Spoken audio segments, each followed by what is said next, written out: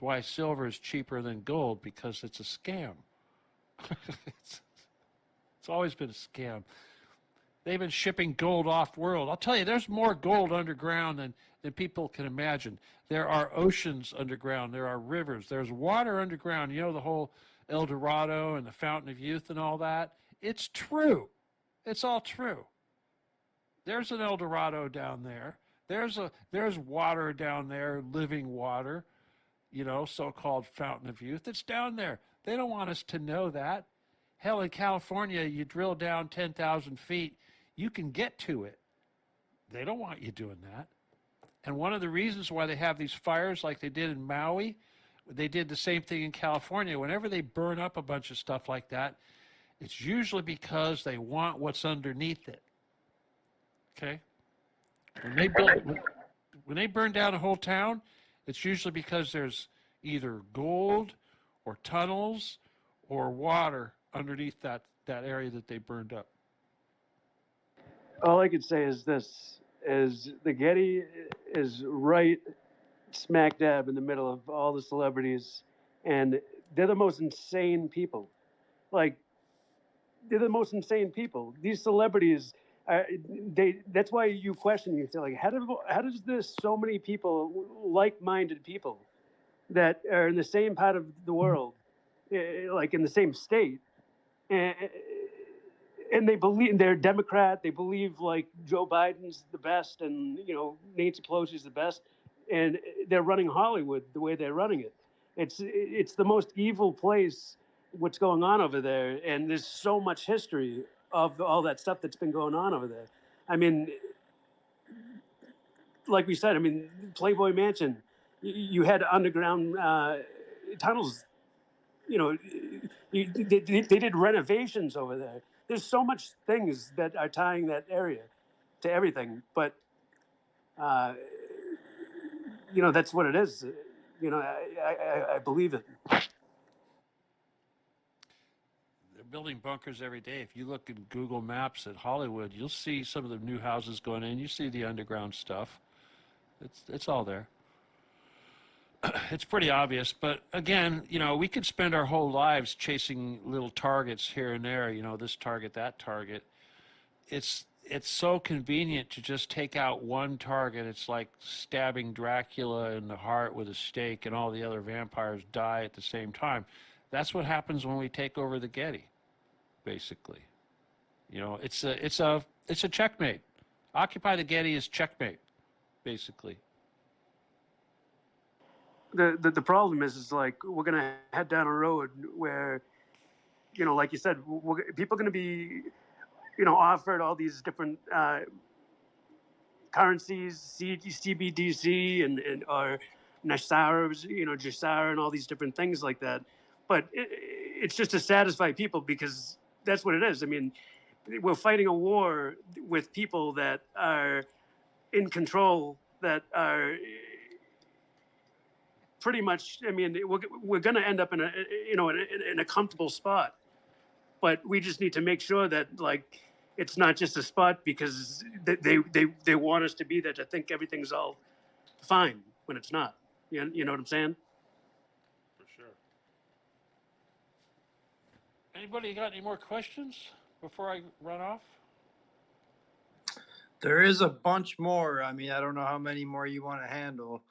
There is quite a few people requested. Harrison, if you want to go ahead, we have him. There is a bunch more. I mean, I don't know how many more you want to handle.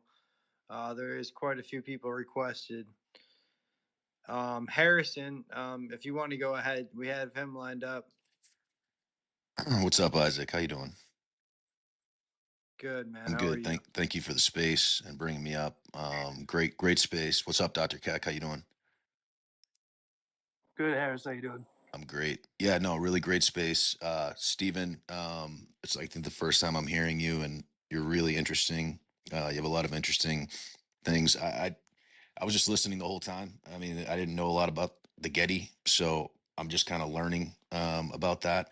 I just have two questions. One, just talking about the different sort of factions of the Jews that you were talking about, and sort of the Jewish gangsters and or the mafia, excuse me, and you know, I saw Isaac had posted a picture about the you know, the bushes surrounded by these Jews. Is there a resource where you can sort of learn about these different sort of factions and groups of Jews that you can kind of?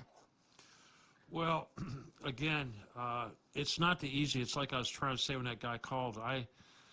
Let me offer you the resource that I created.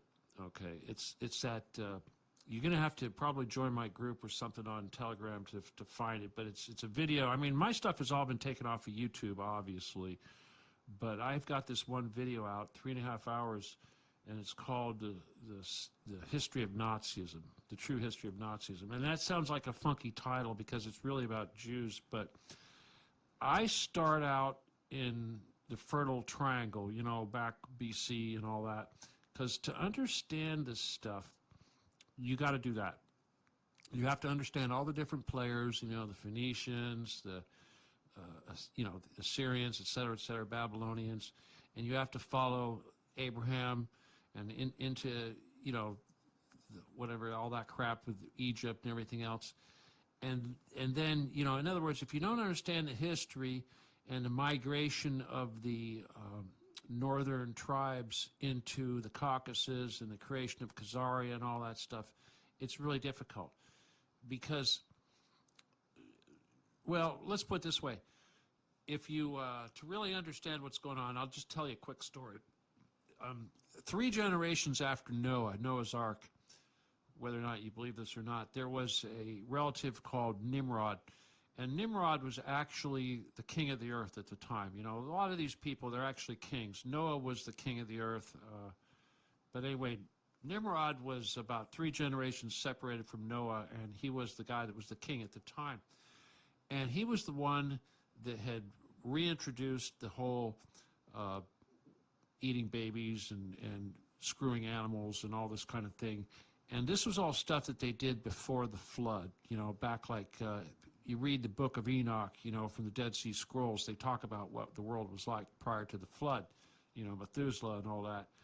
But when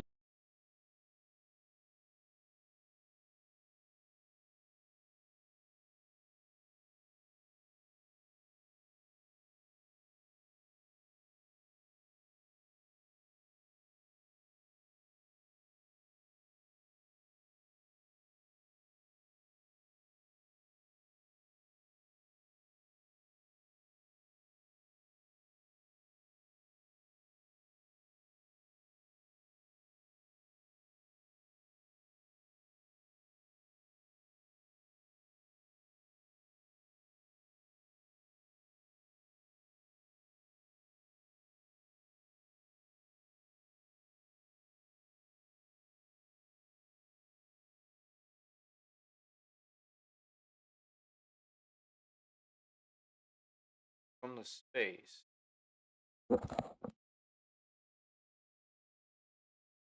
Epi removed me on mistake. So we're losing some audio.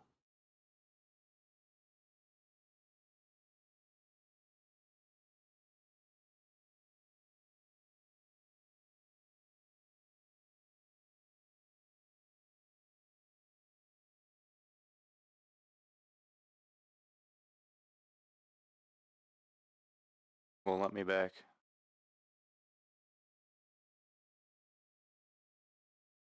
Oh, okay.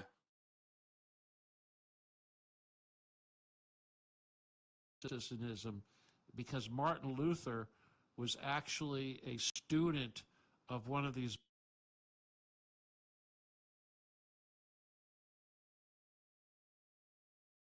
It's just like this Jewish guy that wanted to admit that Solomon was a Satanist. I mean, any good Jew knows this, you know, and any good Jew knows that the Pharisees let the Romans in. What they don't want to admit is that the Pharisees also let the Babylonians in, you know. And how come, if you're willing to admit that the Pharisees let the Romans in and the Romans destroyed the temple, why do you still listen to the Pharisees? Why do you still treat them like they've got authority? That's the thing. All these Jews that follow this crap, that defend this crap, They're defending Satanism that's not even really part of Judaism. It's just infiltrators. It's disgusting. You know, how could they do that? How are they so weak to let one of their groups of rabbis actually let the damn Romans destroy their temple? How did they forget that? You know, seriously, how did they forget that? Yeah. So the other question I would have for you, I was just wondering if there was like a website, but I guess it's all been kind of censored off the internet kind of thing. But I definitely like to reach out to you and try to see that video. But the other question, while I have you, I don't know if I'll ever talk to you again. You kind of brought up the levels of, sort of where the creator is, sort of above. Density. So I guess while I have you, I'll just ask you, so first of all, what is the universe? Where does the universe exist physically? And who created the creator? Okay, If you have first any of all, theories on that. yeah, I could. It's pretty simple. I mean, I'll give you an example. Tesla was the greatest mind of our time, basically, and he'll tell you that there's a creator, and he says that everything comes from that creator. The thing is, it's like the Big Bang. The Big Bang actually happened, but the Big Bang could take billions of years to expand and then contract. We're actually on the contraction phase right now. That's returning to creator. Everything returns to creator. That's the nature of creation. It goes out to these multiple levels and it goes back down. The lower levels, the big numbers are all working their way up. Everybody's doing that. We're trying to get up to 4 or 5. In fact, we don't even go to 4. We go to 5. We skip. We don't go to angels. We go straight to heaven. We skip the aliens. We go to heaven. We skip we skip the angels, we skip the Holy Spirit. Everything is going back to God, ultimately. Even Satan goes back to God. All creation is part of God. And the Big Bang, every time that happens, is nothing more than a heartbeat. It's like a split second in the time of the Creator. And we can't even perceive that. And I'll tell you what we perceive as time here on this level has no relationship to reality, first of all. I mean, universal reality. For instance, humans like to try to attach human calendars and human concepts of time to God and creation. It's kind of ridiculous. But even like, for instance, hell, we think of hell as being eternity, and as eternity being forever and ever and ever, and there's no end. I found out that hell when you go to hell, you're only in there for roughly 5 years or so, Earth years, but to you it seems like forever because you're getting cleansed. You're coming out the other side, clean as new and ready to return to the Creator. There's nothing lost. There's nothing cast into the chasm because there is no chasm. There's only God. You are God, I am God, we're all God, everything, all matter is God, all energy is God, anything in creation is God, everything intangible, intangible, it's all from the same place. And that's just the nature of God. So it's pretty simple. And gravity is probably the best way to explain God. People think of gravity. Here's the thing. Gravity is not like a force. People think of gravity as like a magnet that's pulling on you. No, gravity isn't pulling on you. What it is instructions. Remember I told you guys energy goes one way, instructions go the other way. That's what gravity is. Gravity is instructions telling you what to do in relationship to the mass that you're nearby. It's just one of those things. So you said we're in contraction right now. I mean, or is that sort of like string theory kind of thing? Yeah, string theory is soft matter. Okay, for instance, when you look at matter, before it becomes matter, it has a sine wave. Okay, all matter can be determined by a sine wave, and this is a unique sine wave. In other words, you can be represented by a sine wave that's specific to you, including your clothing, your thoughts, your history, whatever. It's a specific sine wave.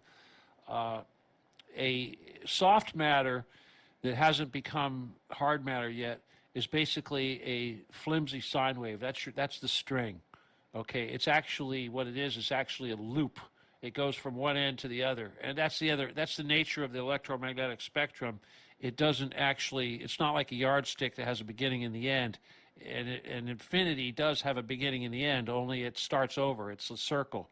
It's the same thing as the infinity symbol. The infinity symbol is just a circle. It's been twisted, and that is the best way for us to understand reality. Because if you look at the infinity, basically starting from the center there, you've got about 8 different directions you can go, and this kind of represents the matrix and all this stuff. It's pretty trippy stuff. When you look at chakras, and you look at wavelengths, and you look at the color spectrum and how chakras go from red at the base up to violet at the crown, what's actually happening there is the wavelengths of light are becoming shorter, which is the nature of the shape of the electromagnetic spectrum going in that direction. That's the pyramid. When people talk about pyramids and all that, that's what that is. Your third eye, this thing above you, that is your, seventh or whatever. Some of our chakras were actually removed when we were hybridized by these aliens. And that takes away, that was supposed to take away our connection to God, kind of like the Tower of Babel thing. That's what that was all about. But yeah, but we can still do it, and this is why they feed us the crap and they screw with our pineal glands and they fill us full of crap. And I'll tell you, you want to develop your psychic skill, one of the best things to do is stop listening to music and turn off the TV. You don't need that crap in your head.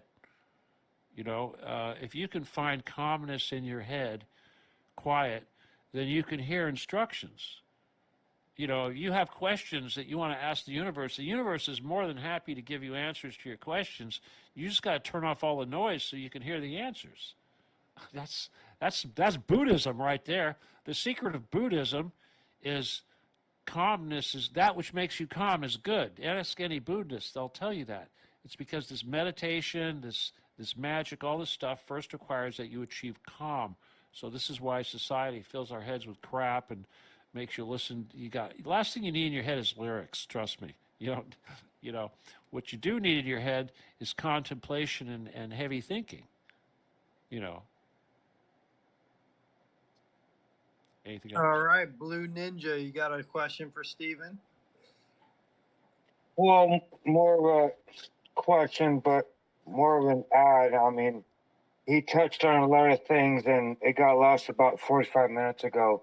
And thank you, Dr. Keck, for inviting me up. And I always got good thing to add. This has been a war for like a super long time. I mean, I believe that we're going to see the children, that there's going to be a class action lawsuit on that. I mean, Dr. Keck, you can correct me if I'm wrong, but also with the COVID stuff, and I saw Jen come up, and bless her heart, and I understand what's going on, and we're going to see a lot of things. We haven't even seen February come up. And with the military declaration that is going on, that's just going to change a lot of things. So we're going to see a vibration coming up this year that is going to change a whole lot of things. Now, okay, Stevens, I could be wrong, or Dr. Keck, you can be like, no, brother, you're wrong. But Stevens, I work at a gas station. I don't care about doxing myself because we're in the middle of a war and we got to do things locally. I've been talking to a lot of folks that, hey, did you see what happened in Iowa? Not just a blink of blue. And even a guy from Iowa came in and said that there was not a blink of blue, but there was a farmer that came in later that night. Did you have a question there, Blue Ninja? Well, yeah. So what do you think is going to change this year? What do you think that we're going to see this year? With all that stuff. Right.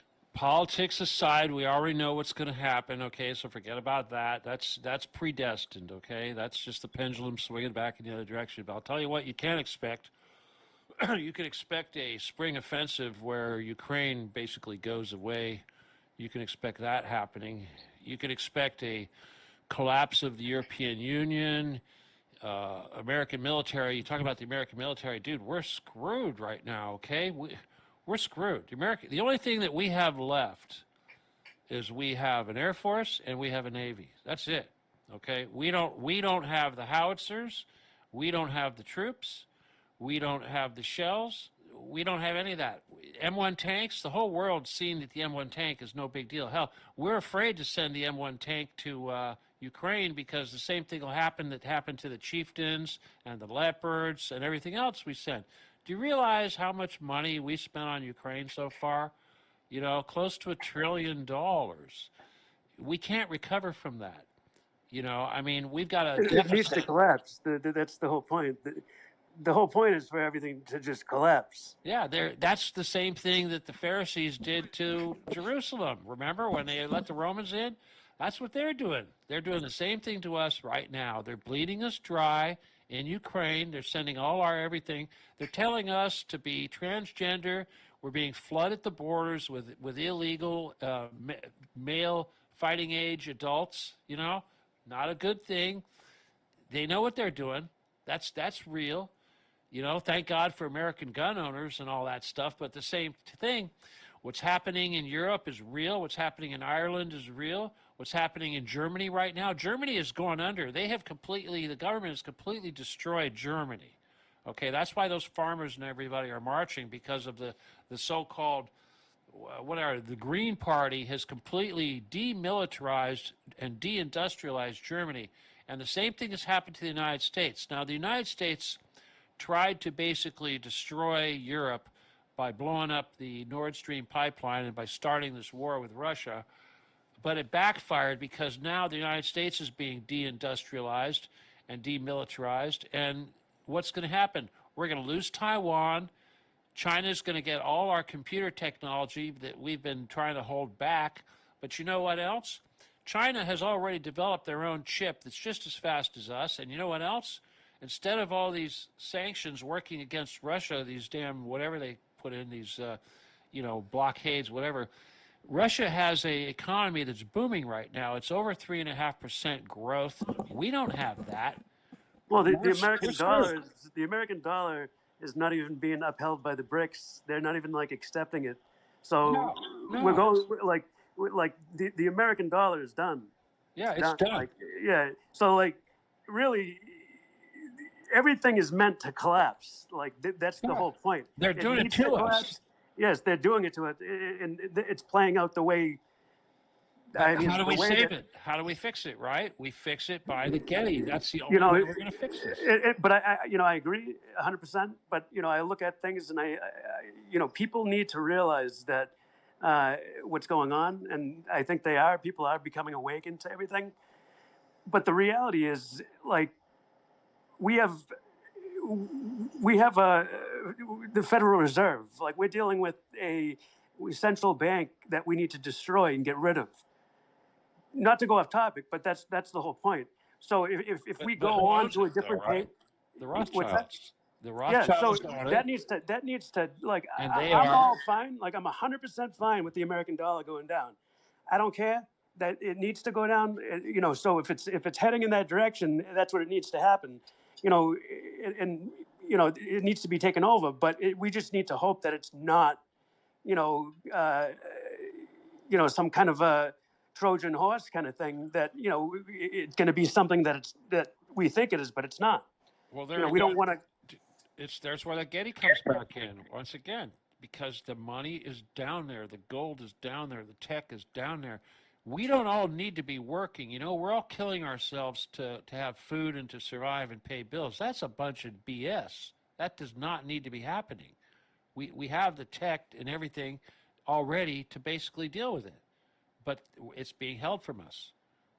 That's why I'm just saying, it's like we can't even imagine what the world would be like if we went down there. It's like crapping in the dirt and then going down underground and you see plumbing for the first time in your life. It's kind of be like that. Seriously. We can't even imagine. Here's the thing.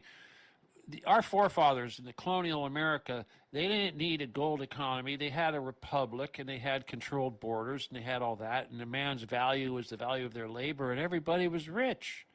But yeah, and then we had the Bank of England come along, and we had the Revolutionary War, and then we had the same thing happen over in 1812, and they've been running the show ever since.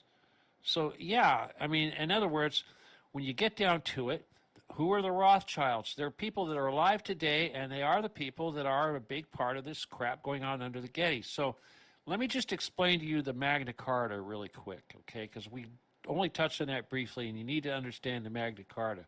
But basically, during the time of King John, the royalty, the crown, was fighting against the nobles. And the nobles also had the Templars and the Hospitallers on their side. And there was also the Vatican, which was on the side of King John. So the Magna Carta was basically a peace treaty between the nobles, King John, the Vatican, the Templars, and the Hospitallers. And those groups right there represent everybody that's alive and running the world today. Okay? And the deal was, that treaty was that 20% of everything owned by everybody was going to be owned by the crown. The crown was going to own 20% of everything. Not have to take possession, but to be the actual owner. So when people say the Vatican did this, Rothschild did this, whatever, they're all equal, except that the crown is at the head. And that's why we take the Getty, we take the throne of the crown. And you know what happens when you take the throne of the crown? I mean, you guys have seen this in the movies enough, right? What happens when you take the throne of the crown? Guess what? You got the crown. You are the crown. Okay? That's what this mission is. Because once we take the throne, then we have the crown, and then we are the crown, then we run it all. Then they do what we say. I mean, That's we how have to it look at the works. whole, stuff that's going on in England. I mean, you have, the Queen died, then you got the King There's taking no more over, royalty, dude. That's and then why. he's stepping down, and it's doing this weird transition. We have even the Vatican. We have a pope that like resigns out of nowhere to have a new pope in, which was ridiculous. Like it was blasphemy.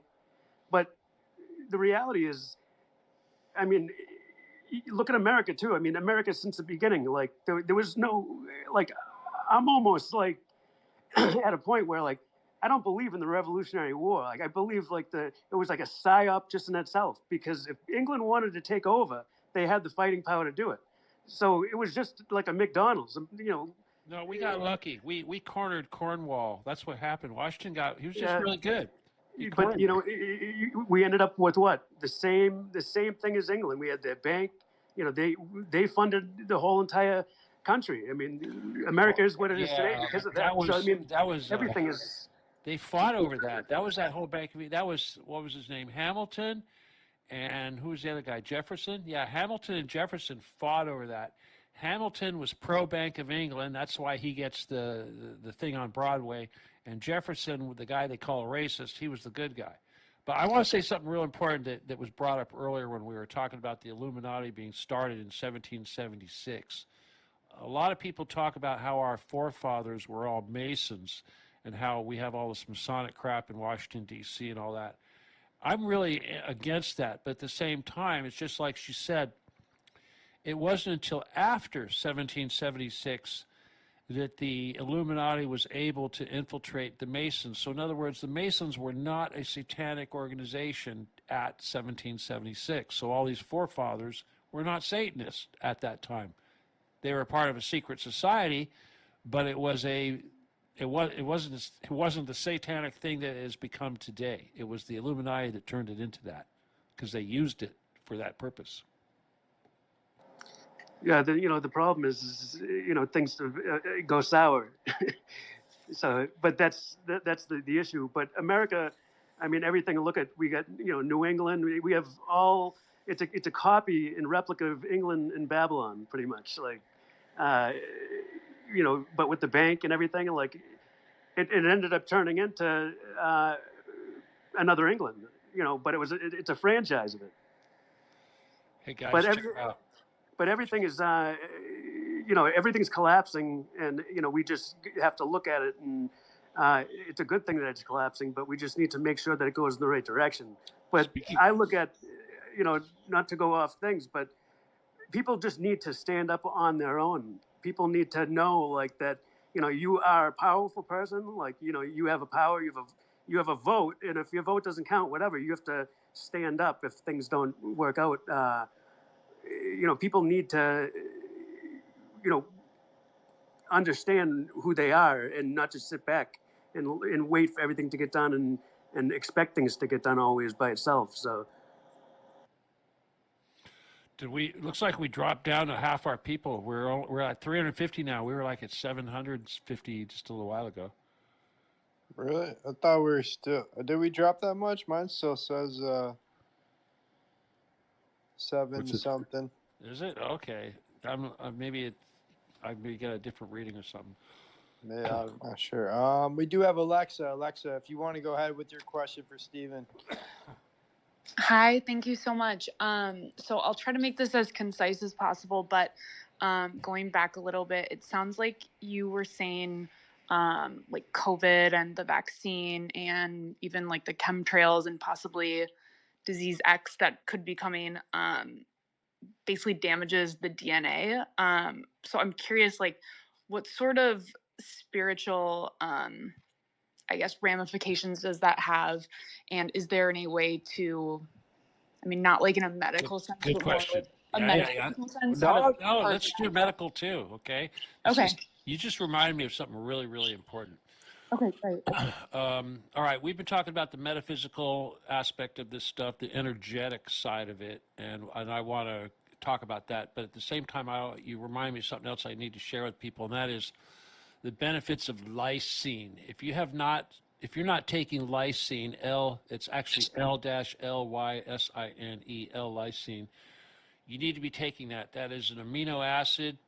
It will actually stop the spread of the spike protein. It will protect you from COVID. It'll keep you from getting sick. It's like the most important thing you could do because, like I said, it's an amino acid and your DNA is amino acid. And this particular amino acid is basically improves your immunity. So if you don't want to get sick and you don't want to deal with that, you take the lysine. Also, if you have a partner who has taken the shots, hopefully they haven't, I mean, if they've only taken 2, they'll probably still live. If they've taken 3, it's not good. But the best thing you can do for that person is to make them take lysine at least 1,000 milligrams every day, because it's this shedding of the spike proteins which spreads the altered DNA throughout the body. And so, yes, and now from a spiritual standpoint, well, before we get into the spiritual standpoint, I should also mention, I know you've heard this already, but the side of the DNA that's being attacked appears to be the male side. Okay, so I think this has a lot to do, it's affecting men and women because the male side is being basically cut. This is really screwy stuff. I wanted to tell you guys about bacteriophages because this is something that nobody talks about. And bacteriophage, it looks like a little nanobot, but basically all of this crap that they're injecting in people, it's what it really is called bacteriophage technology.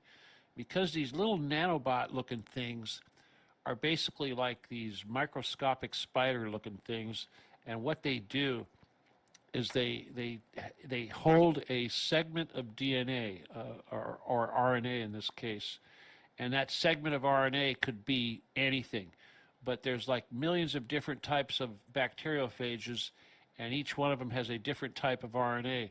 So when they talk about picking up algae or whatever, viruses or fungi, that's what they're doing. They're looking for these bacteriophages. When what's his face, Bill Gates, is running around the world trying to collect this stuff, that's what he's looking for. It's bacteriophages. And what they do is they reproduce these things in the lab, and that's what they're actually injecting into you. So when they say it's, whatever they call it, vaccine, no, it's nothing even close. It's bacteriophage technology. And that's like a top secret thing. It was actually developed in former Soviet Georgia, and Georgia is still like the leading technical expert on this type of technology. But you also have to understand that when they came up with this stuff, they didn't have electron microscopes. They didn't know why everything was doing what it did. Okay, so the other big thing that you got to look into is CRISPR. Nobody talks about CRISPR. And CRISPR is the technology that they use to basically find sequences in your DNA where they splice in the segment. So the point is they can, using this CRISPR technology, they can definitely make custom DNA. And they, this is, of course, they say, well, we can cure sickle cell anemia and some shit, but yeah, they can also use this to vaccinate a baby and turn them into a damn hybrid. Okay, and that's what they're doing to these people. So yeah, until I hear one of these so-called medical experts mention CRISPR or bacteriophage technology, I'm going to have some serious doubts about what they really know about as far as COVID. Sorry, I had to go on that rant. Wow, that's really disturbing. So okay, I just to go back, that was a great rant. But with the, like, for example, you mentioned taking lysine. A lot of people say other things. In addition to that, do you think that is that's the sole most important thing? Yes, it is. It is. It Okay. really is. And even most people that have gotten it, I think it's probably been a few years at this point, assuming they didn't get a bunch of boosters and stuff. Would that still be beneficial to take? It's going to be the only thing you can do. Let me put it this way. There's only 3 things in the world that kill COVID. THC, CBD, and lysine. Okay. All right. And lysine's legal. Right. Okay. You should be taking lysine anyway. Okay. And you just would take that indefinitely, basically. 1,000 milligrams a day if you can. Okay. And if it's a child, give them 500 milligrams a day. Hell, I give it to my cats every day. I sprinkle crushed lysine on the cat food. Keeps the cats healthy. They don't get sick. Okay. I'm definitely going to add that to my Yorkie's diet then. Yeah, buy it online. I get it for like $19. You get a big thing of it and a little scoop on their food. Trust me, I've got a bunch of cats, and if you have a sick cat, sick kitten, whatever, you give it lysine. That's what you do. You know what? All the farmers in the United States give the animals lysine, but nobody talks about that. Wow. Well, that's good to know. Thank you so much. You're welcome. Okay, Abigail, do you have a question for Stephen? Hi. Yeah. I was wondering what you knew about the Dulce base in New Mexico. Yeah. Well, I know what you probably know because of the experiences of Bill Schneider. But I'll tell you what I deduced from that particular location. It's one of the most wicked of all the bases. It's one of the most wicked because that particular base is dedicated to blood research. Okay, so in other words, we promised these aliens when we made these treaties that we would provide them with blood and we would allow them to abduct humans and cows and whatever and do their thing. We also made deals with them where they could build bases, and Dulce was one of those bases that was actually shared by humans and as well as these aliens. But the humans have always been trying to simulate human blood, to come up with a replacement for the blood that they could use to feed these things so that they didn't have to kill humans. Because, it's been this kind of a thing forever. They basically said, okay, we'll provide so many humans to you and you stay underground and don't come up here and eat us all, kind of a deal. So yeah, that's what Dulce does. So there's a lot of abducted people essentially being tortured and subjected to some really nasty things. And also I would say that there's a lot of genetic experimentation going on there too, where they're combining humans with animals and things like that. It's kind of like a hell. It's hell for those people that are down there for sure. Okay, yeah, because when I was a baby, I always thought it was so weird, but I was taken from my mom as like a newborn baby. And it was because her back was broken, but she had like 4 other kids that were only a year older than me. Like, we're all a year older than each other. And so I just thought that was kind of strange. So I looked it up, and I've always just kind of wondered why that, because I was taken like it was like maybe 40 minutes away from that base. So Wow. I've always wondered about that. I believe it. There's a lot of people like that. Seriously, I have moments that I wonder about stuff like that too. You know, I mean, holed up in some weird place with my mother, not knowing where the hell we are, or, you know, weird stuff like that. Yeah. Okay, thank you. Thank you. Anybody Wow, else? that very crazy story there. We have the entity. Are you ready to speak? Yes, how you doing? Good. How are you? I'm good. I have a couple of questions. One of them is you'll keep referring to the Getty. Can you tell me the exact coordinates of this place, or are you talking now about the maglev transit system? I mean, what are you? I'm trying to. What are the exact coordinates of where you're talking about? So, well, I'll tell you, if you Google the Getty Center location, the first thing The that come up, museum? yeah, yeah, it's the building. Okay. Okay. Yeah. Okay. But just to fill it in, it's not the Getty Center, the Getty Foundation is not just that one location. It's also the Getty Villa in Malibu, which was the original museum as well as the original child pedophile torture thing place. Okay. I'm gonna do some research on that. Um, I have a question. Anytime I run across anyone speaking about Draco, I always like to ask this question. My in the channel I'm on is actually called the Entity Phylum. I hate whenever people. It's the first thing you see is the entity, so I'm very sorry about that. Also, I follow quite a bit of your channels and some of the stuff you're putting out. I mean, I'm glad you're doing it because it's opening a lot of people. Their minds are opening more and more and more each day. I think it's a great thing.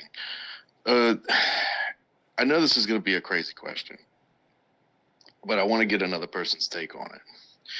In reference to treaties from things like Draco and where they are allowed to actually, I guess, treaties from government to Draco, is it possible that I know they look at us as like basically better than us, and they like to make us as vulnerable as possible. But I've had a couple of experiences where, you know, when people see all these eyes, when the slits in the eyes, is it possible that they are actually coming through the objective of vulnerability that a person allows them to? Is it not, some of these people? It's not that they are Draco.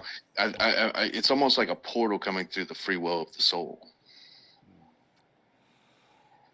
Well, I got to tell you, I actually knew two people that looked really human to me that were both Draco. Right. But I didn't find out about it until many years later. I mean, I knew they were weird, and I kind of knew they were alien because several reasons. And this isn't answering your eye question, but I'll just give you. I talked about the one guy already, Vince. Vince turned out to be a Draco. They actually had killed him because he wasn't killed by us. He was killed by them, and it's because he slipped. He said too much. He gave me too much. He screwed up, so they punished him. But the thing that he did that was really weird was he talked really weird. He looked like your average American guy and all that, but his sentence structure, his grammar, his choice of words, and the way he put words together, it was just totally not of this world. And he wrote that way too. And I couldn't even try to reproduce it for you, but yeah, they killed him. A couple of people I know that report the same thing. But he was basically, they gave him a heart attack. The other guy, whatever his name was, I can't remember at the moment again. Max, no, some other guy. Anyway, he was. What he did was he was passing himself off as some kind of a billionaire dude, and he hooked up to my mother. Okay, to get to me, he hooked up to my mother. My mother was like a bank manager, and he they were playing golf and they hooked up, and he started, dropping names and throwing money around. So, right away she's thinking, damn, this guy's got all this money. It turned out that when they hooked up, he was like experiencing things that most humans take for granted, okay, especially when you're with you're doing adult things. By the time you're that age, you're not a virgin, you've done it before, you've had people touch you, stuff like that. This guy acted like this was the first time he did anything, and he was just tripping on every little stupid thing like it was a new experience. Okay, and that was my mother comes to me and tells me that, she said, the stuff this guy does, the stuff he says, we're in bed and he's doing this and he's doing that, and it's like, I don't think this guy's human. That's what she told me. Now, but I'll tell you something. We were talking, I'm just going to share this with you because it's kind of a cool story, but when I first met this dude, this is all in my book and all that, of course, he was supposed to give me a bunch of money, to start a company. He eventually offered me like $60 million or something like that. But the first day I met him, he asked me this really cryptic question. He asked me, what do you know about non-ferrous metal? And right away, in my brain, my little alarms were going off. I knew this guy was talking about silver, and I knew that he must have known something about this whole UFO thing, because this was after I figured out they used the silver to make the UFOs, yada, yada. And the whole time he was recruiting me, trying to, be a handler and all that, he'd bring up, every so often he'd bring up, so we're going to talk about this non-ferrous metal. But towards the end of this whole thing, I know this is totally unrelated to your question, but towards the end of this thing, he goes, I got tired of it, okay, because I wanted all this money. He's supposed to be giving me all this money, and he was dicking me around. So finally I said, okay, I know who you are. I know what's going on here. And I told him, I said, this non-ferrous metal you keep talking about, it's silver, isn't it? And he doesn't say anything. And then he says, yes, it is. And I go, you know way more about me than I've told you. And how in the hell do you know all this stuff? And he goes, by parabolic means. And I'm thinking, well, what does that mean? What do you got, a spy thing pointed at me, parabolic mirror, whatever the fuck? But anyway, that after I called this guy out, he got scared. Now bear in mind, I was like a big gun person back then. This is when I was really famous for, being, a shooter. And I tried to corner the guy, and he was actually on a ski trip with my mom. They were in Colorado or something. So I was like parked out in my mom's driveway waiting for him to show up. And for some reason, I just missed him. And he like drops my mom off the driveway and just takes off. And she's like, what the hell? And we never saw him again after that. And he wrote her a Dear John letter. But then I did my research and found out that everything he said was BS. He wasn't a real person. He didn't have all these connections. It's like, but now here's where it gets really crazy, okay? But it's late. I'm going to share this with you. But years later, I was talking to one of my buddies who's a psychic. He's a really good psychic, but he's one of these guys that he just really doesn't like to do it. He doesn't like to do this stuff. But if he's drunk, he's kind of an alky. If he's drunk, then he'll like, hey, let's channel this guy. Let's channel this guy. Well, one night we were channeling my dad, and that's where I found out about a lot of his CIA stuff. And I did some research after that and found out it was all true. The government agency he named, it was true. But the one thing he told, I have this alter who I call Rambo. Now, Rambo is me on the other side. When I do the astral stuff, it's supposed to be me. But Rambo, it's really confusing because it's like on the other side, we all do this, okay? It's like we're all on each different level at the same time kind of a thing. But on this level, Rambo is like a total badass. But I asked him, I said, hey, whatever happened to that guy, whatever his name was? And he said, oh, we hunted him, me and my posse hunted that dude down, caught him and tossed him in the lake of fire. I'm like, holy shit. That's the first time I ever heard anything like that. And that's when they told me, yeah, he was a Draco. He was a shapeshifter. And no wonder he was so afraid, but, and then I go, well, wow, lake of fire. He goes, yeah, this is Rambo talking. He goes, yeah, but he's out now. He's already finished his whatever his sentence, and he's out, and now he works for us. And I'm like, like what? No shit. He says, yeah, you want to talk to him? He's really sorry. It's like, Wow. yeah, I know. That's crazy. What? Well, I've met. I feel like I've met a couple of these people. One of them in particular was after I had an art show. I had a guy that wanted to be a dealer, and it was very interesting because after we had a successful show, there was another situation where this guy, they invited him to come to one of the galleries, and it was the end of the show. Is he like a and he was vampire? No, he was. He tried to mimic himself like a I guess like one of these spiritual types, like a kind of like a Buddhist look, but he claimed he was from I think South Africa, New Zealand type area. He didn't talk much. The only person that spoke to him was the gallery owner. That was it. And that guy is actually from China. So it was kind of interesting to me because I was standing probably 10 feet from him. And every time I would look at him, I would look at his jaw and it looked like it would morph. But it was almost like he was trying to read my thoughts to see if it would freak me out. And it was pretty interesting. I mean, it got to a point where when I looked at him the second time, I think he was clicking what I was thinking. And his teeth started doing something,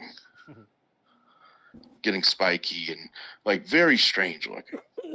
And at that point, I said, you know what? I just need to stop looking at this guy because he's doing it on purpose. Okay, So, I got to tell you about a famous reptile. I just remembered. Sure. He's in the news right now. You probably heard of him. Peter Nygaard, I think his name is. Nygaard? I do know who you're talking about. Okay, here, check it out. Nygaard, spelled backwards, is dragon. Right. Okay. All right. Now, And usually that's how it goes. Yes. That's a good trick. But all right, this is what Nygaard was doing. Now, I actually got this from, what was her name? I'm not going to say her name right now, but Renetta. Okay, Renetta, I said your name. Anyway, she was actually one of these ex-models. This guy, what he used to do, him and this other famous Karl Lagerfeld, I think it was, they would get these black women, okay? And this is the same thing that John and God and Oprah and all that was all about. But what they would do is they would impregnate black women, and then they would have the women would have an abortion, and they would take the abortion and they would actually turn that into elixir. Okay, now and it turned out that this guy, if you look at this guy Nygaard, he's like 80 years old or something. Of course, when you see him, he looked really good. But now that he hasn't had his elixir anymore, he's starting to look really bad. But this guy, Renetta told me she saw this guy shapeshift.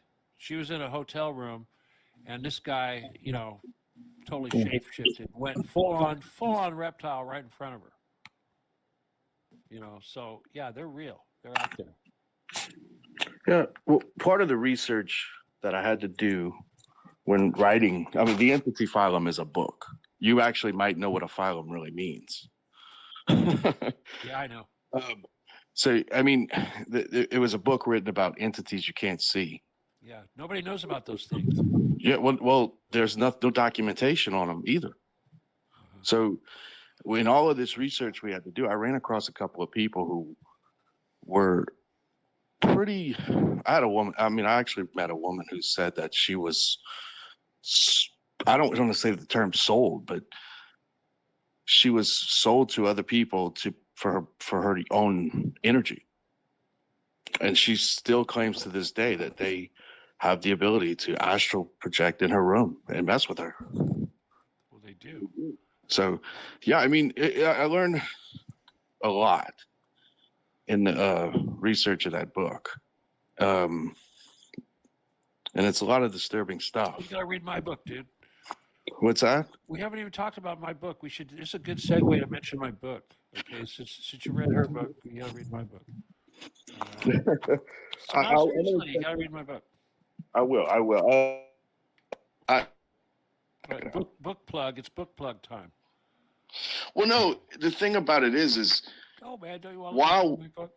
in one of the chapters, while we were doing this research, we asked one of the entities, where did you come from? And they stated, we were created by a species. We said, well, what does it look like? And they explained the Draco to the T. And they also stated that not only were they created by them, but each one of the reason they were speaking, even though they did not want to speak, were that each one of these entities basically is a perversion of what they were trying to recreate the soul to be.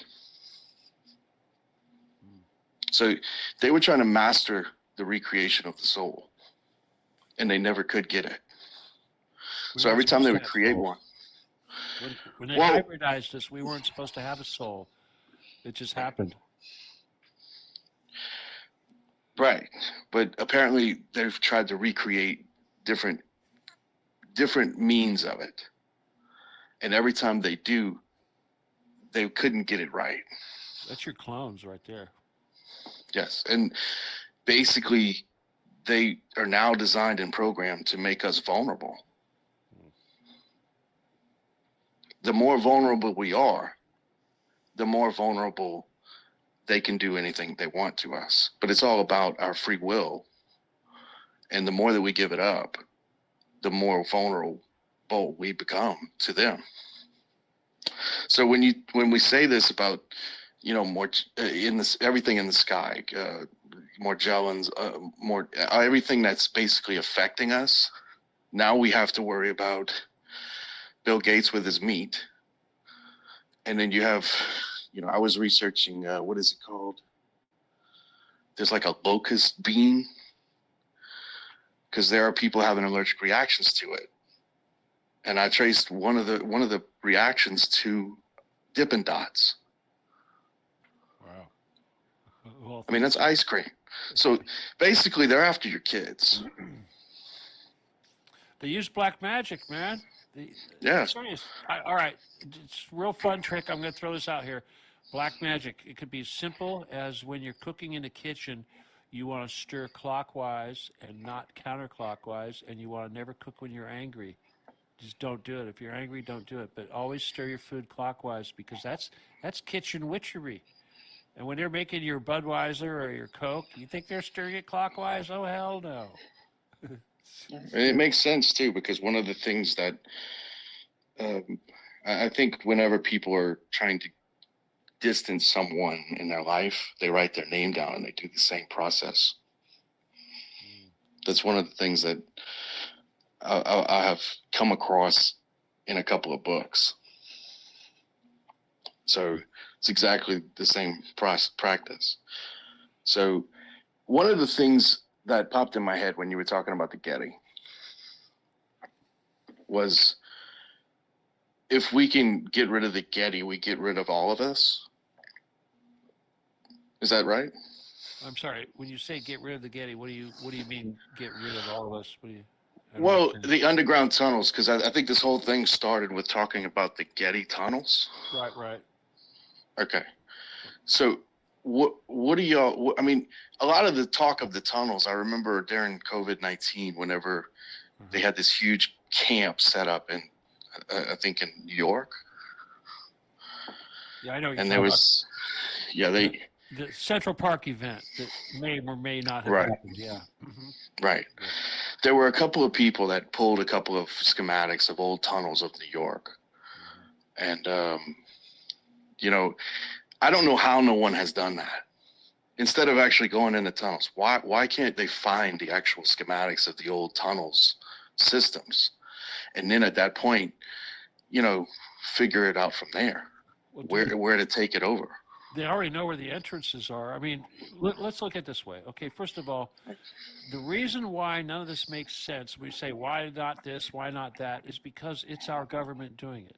All right. So I agree with you on that one. Well, okay, when I call the FBI, all right, I call the FBI and I say, hey, I want to file a report about human trafficking going on under the Getty. They're going to ignore me. They finally took the report. But when I go on the air and I tell people, hey, we need to rise up, we need to do this, the FBI comes to me, calls me up, and says, hey, don't protest on Getty property. Now, who called the FBI and told them to do that? So the point is if you, like, for instance, in L.A., you look at the Federal Building, it's pretty close to the Getty. You look at UCLA, you look at all these places, every single one of them are hooked up. It's all hooked up. And, when I say the Amundsen Theater, when Hollywood, it's not just Hollywood. It's the local police department. It's the sheriff's department. It's everything. It's the doctors. It's the lawyers. It's the judges. It's the prosecutors. It's everybody. It's all one big mafia. Now, I understand, and there are conscientious police officers that, that aren't wicked, but trust me, when you get up there, I found out the hard way. It's all corrupt. It's all the same darn thing. It's just the way it is. So in other words, the people that we expect to do something are the very people that are doing it, and we have to realize it. We are the only solution, and the only way that we can make this work is by having overwhelming numbers of us that won't shut up about this crap.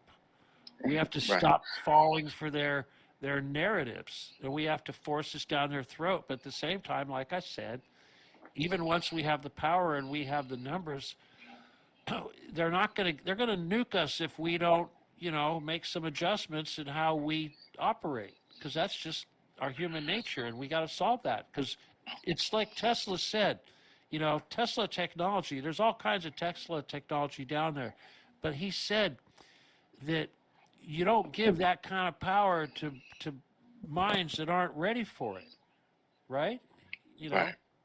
We're going to I have a question. I mean, I remember being in New York and looking into some of that. I mean, the Church of Hubbard. I'm not going to say the word because I know it's got a hot button on it, but I mean, I wonder if there's any tunnels under that. Of course, the big temple. Yeah. Right. So, I mean, the other thing is alpha waves. When you were talking about the frequencies that actually help people, alpha waves. Well, external frequencies you're talking about? Yeah, I mean, well, just basically, whenever you're trying to be more cognitive, you feel like maybe some things are hurting you, making you more vulnerable in a room. If you put on alpha waves, all right, it should bring you back. Right? Organite? Oh, I'm very familiar with Organite. All right, well, I'm very familiar with Tachyon and Scalar as well. So yeah, and then you get yourself some shungite, whatever. Organite is like a cosmic air cleaner. It's gonna basically suck that stuff out of the ambient air around you, and it's gonna clean it. That's really important to have that in your house, actually. To be honest with you, but here's the thing. Anything you could do with a technical device, a technology, a man-made thing, you can do with your brain. Okay, so when we talk about, having certain things that emit certain wavelengths and stuff, it's almost like taking monatomic gold or Ormus to try to enhance your psychic skills. You don't need that. I'll tell you something that's actually really cool. They mentioned it really early in the show, and that is DMT, okay, ayahuasca. If you ever get the chance to do the DMT, I say do it, okay? It's very scary business, but all these other drugs, like, for instance, acid and mushrooms and psilocybin, all that, what it's trying to do is recreate that molecular structure of the DMT. And DMT is actually natural. It's made by your pineal gland. It's what produces your dreams.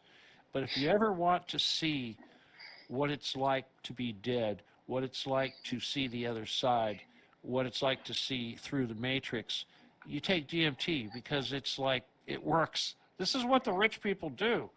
It doesn't last very long. It only lasts, about 12 minutes or so, unless you take the tea. The tea, I don't recommend you do the tea.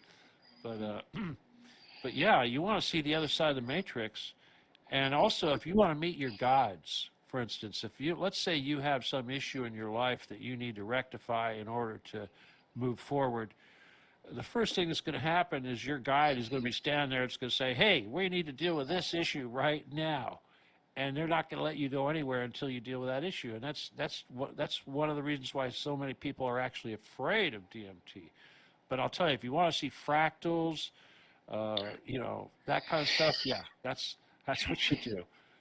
And we are truly in a fractal reality, that's for sure.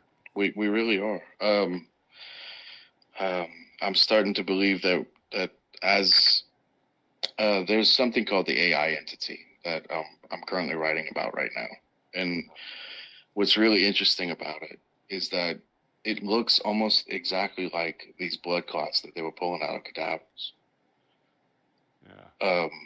It's very, very interesting. That's what it is. Yeah, that's exactly what it looks like. And the more that I do research on it, I start to realize that I think we're going to get to a point where if you can imagine an imaginary beam, like an invisible technology, like a laser, and when you cross it, it's almost like we don't have to make you vulnerable anymore. The second you walk through our laser, it's going to make you vulnerable. Well, that's why they put the head out on me, okay? Yeah. Because I could program that laser to do anything. I mean, I had a bunch of ideas. I was going to actually use it to like remove alcohol from your blood, you know, if you're drunk and stuff like that. Right. But you can do really good stuff. You can make people happy. You can cure cancer. You can do all kinds of great stuff. But you could also, well, let's say you programmed it to give someone a heroin overdose. You could do that, and you could do it from 100 yards away.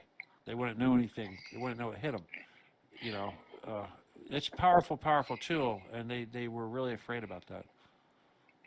Well, man, y'all keep doing what y'all are doing, you know, and I think everybody is gonna, you know, I think the more people learn, it's better, the best. And you have a show as well.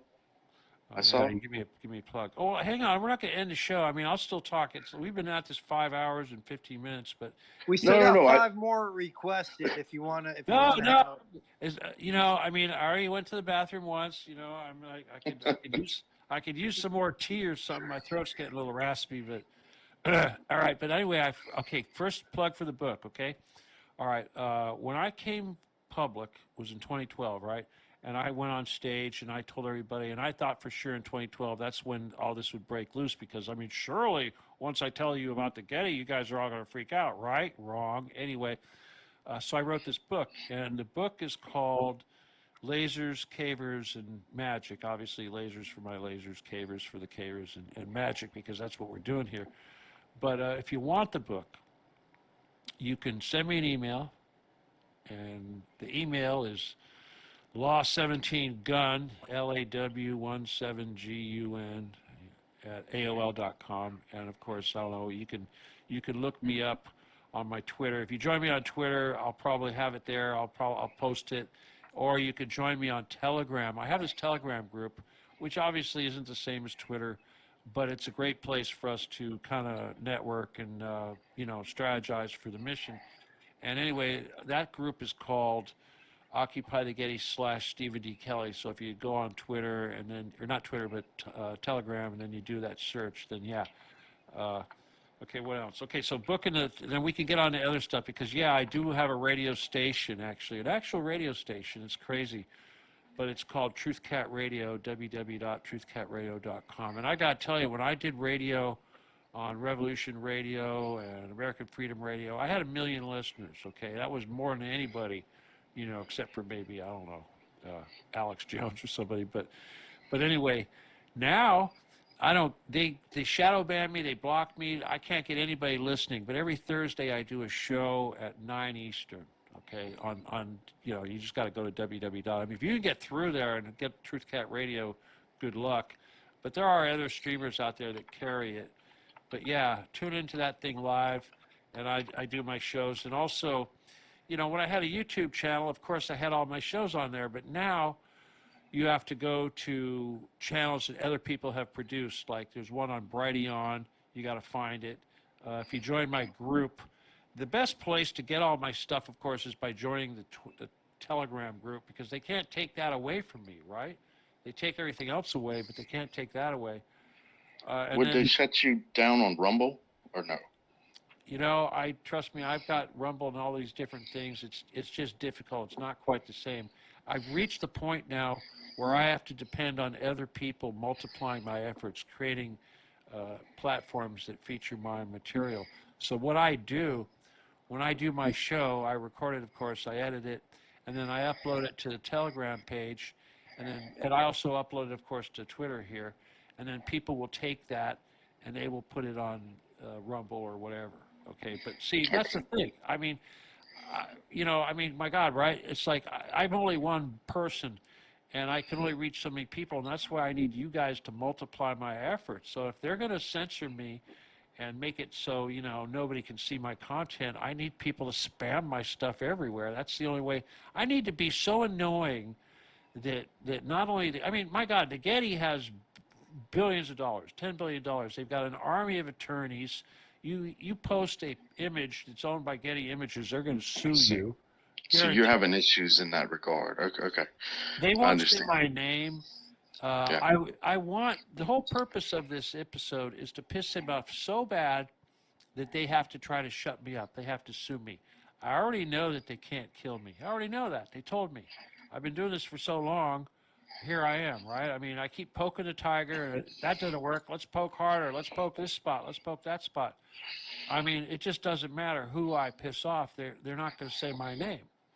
Now, what they started doing is they started doing fact checks, okay, where they go, there are no 100,000 children under the Getty. They've done several fact checks. I've had people calling the FBI. I had a campaign where I had people calling the FBI. I had people calling the Getty, and the Getty would have to say, we don't know. I had people calling the LAPD. Now, the last fact check that was done that was any significant was USA Today, and they actually said my name, okay?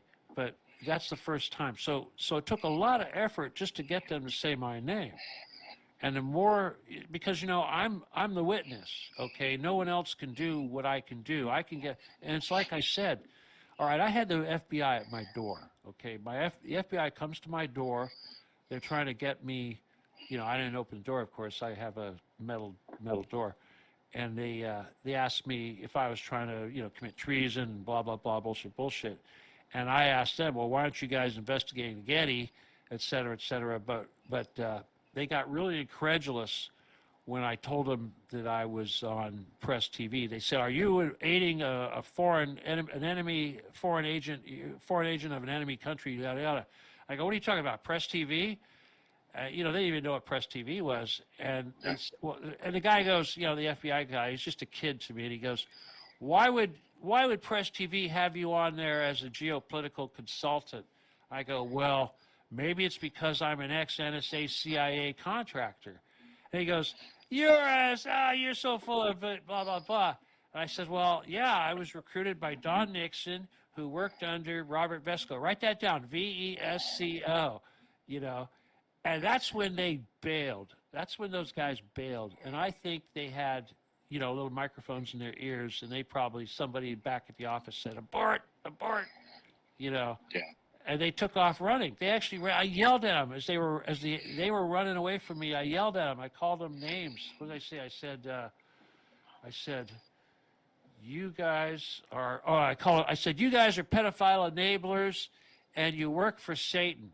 I mean, who else is going to do that, right? I mean, the FBI is trying to, you know what I mean? You know how they work, right? I think we've gotten to a point where the FBI really doesn't have any credibility with quite a few people anymore. I mean, they can threaten you and make you do whatever, but I mean, I think we've gotten to the point where we realize that if you could watch, I mean, anything today and just you can feel it. It's not hard to not realize that. Well, that tall guy was a mobster, Comey. Comey was a full-on mafia. Full-on mafia, And they made him head of the FBI. Yeah, full-on mafia. Insane. No. Well, man, look, I'm gonna let other people have a conversation, but no, it was I don't know. I mean, it's a weird world out there, man. So anybody that puts a finger in this pond, I could promise you they know, because it doesn't leave your head. I think everybody here wants to help people, so that's probably the best thing about it. Amen. Next. Sorry. All right, Digital Maximus, go ahead. What is up, you guys? Thanks. All right, Isaac's Army, Dr. Keck, thank you guys, man. This is some good talk, Steven. Everything from everything onto this. That's some crazy stuff. Yeah, it's been a marathon. Yeah, your book too sounds great. Your radio, that sounds amazing. Something to listen to. That's going to be something fun. And yeah, I followed you guys for a while, and I just wanted to come up and speak my mind and ask Steven a few questions, especially about the Getty too, because that's everybody's known locations now, but up until recently, it's only that a lot of them have become public or known. It's funny how so many people have kept this knowledge and just ran with it. So now that it's out and more people are talking about it, it is something to talk about. Well, we're making it that way. They didn't want it that way. We're forcing it. Yeah, I can't imagine, like Steven said, that any of the Gettys are happy right now. If they're, who knows? Yeah. Maybe they're listening. Maybe there's someone in the room. Their name has become synonymous with pedophilia. And that's another reason why too. And you said that this was one of the main locations that would be the best just to change everything and find the rest of gold that's down there, new technologies, artificial intelligence, bloodlines. They said it was. They admitted as much, you know. I mean, let's put it this way: the guy that admitted it is probably long gone. But yeah. That is awesome. Yeah, it's just I wanted to know what you thought about the AI technology that is building down there. Okay, Actually, great. Let me answer that right now because I've been waiting for this question. All oh, right, perfect. there's something that you guys have not mentioned, and that is black goo. Okay, remember black goo? Okay, that's Programmable maps. yes, black goo. It's actually it's also known as bad chi, but black goo is actually a artificial intelligence. And as I mentioned earlier before, the black goo is actually used as a conduit in the collection of the loosh from people. So Right. technically, you probably heard this before. A lot of people refer to this as the spider. You've heard, I don't know, people talk about spider queen and all this crap. It's like you've got this tether attached to you, and it's actually black goo. Suck whenever you put out the crap, the loosh. This is Right. where this is how it's funneled away from you. We've all got this, you know. But this is one of the things we do in the astrals. We try to shut down this black goo, but that's what it is. And the reason why is because a thing with a soul, a living thing with a soul, can't operate in multiple different densities. Okay, especially at the same time. Very few entities can do that. But black goo is an artificial intelligence. It doesn't have a soul, therefore, it can operate on both of these levels, and this is why they use it for this purpose. So, do you think these new densities that are created can? They're not new. They do, and can they connect all together at once systematically? Well, no. All right, that's like the Big Bang process. Okay, in other words, lower levels of density work up. That's why there's 9.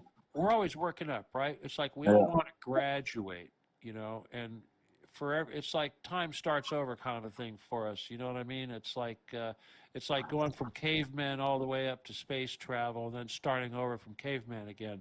That's kind of the way it is. And so for us to reach the level of, traveling the stars and being able to all do magic and all that stuff, that's our transition, that's our graduation. And sure, we can go to heaven, we can do all that, but what we really want to do is skip this merry-go-round and start having, we all want to graduate. And here's the other thing, we all got to graduate at the same time. Some of us don't get to go to heaven, and then others, wait. You know what I mean? It doesn't work that way. We all got to do it at the same time. Yeah. Wow. No, you're absolutely right on that too, and especially with everything coming into timing at once, especially with the countries going to war, and then we have Israel. We also have Russia, China. We have a collection of new times coming. Yeah, we could take over. We occupy the Getty. I mean, think about it, guys. If we actually do this, what do you think is going to happen?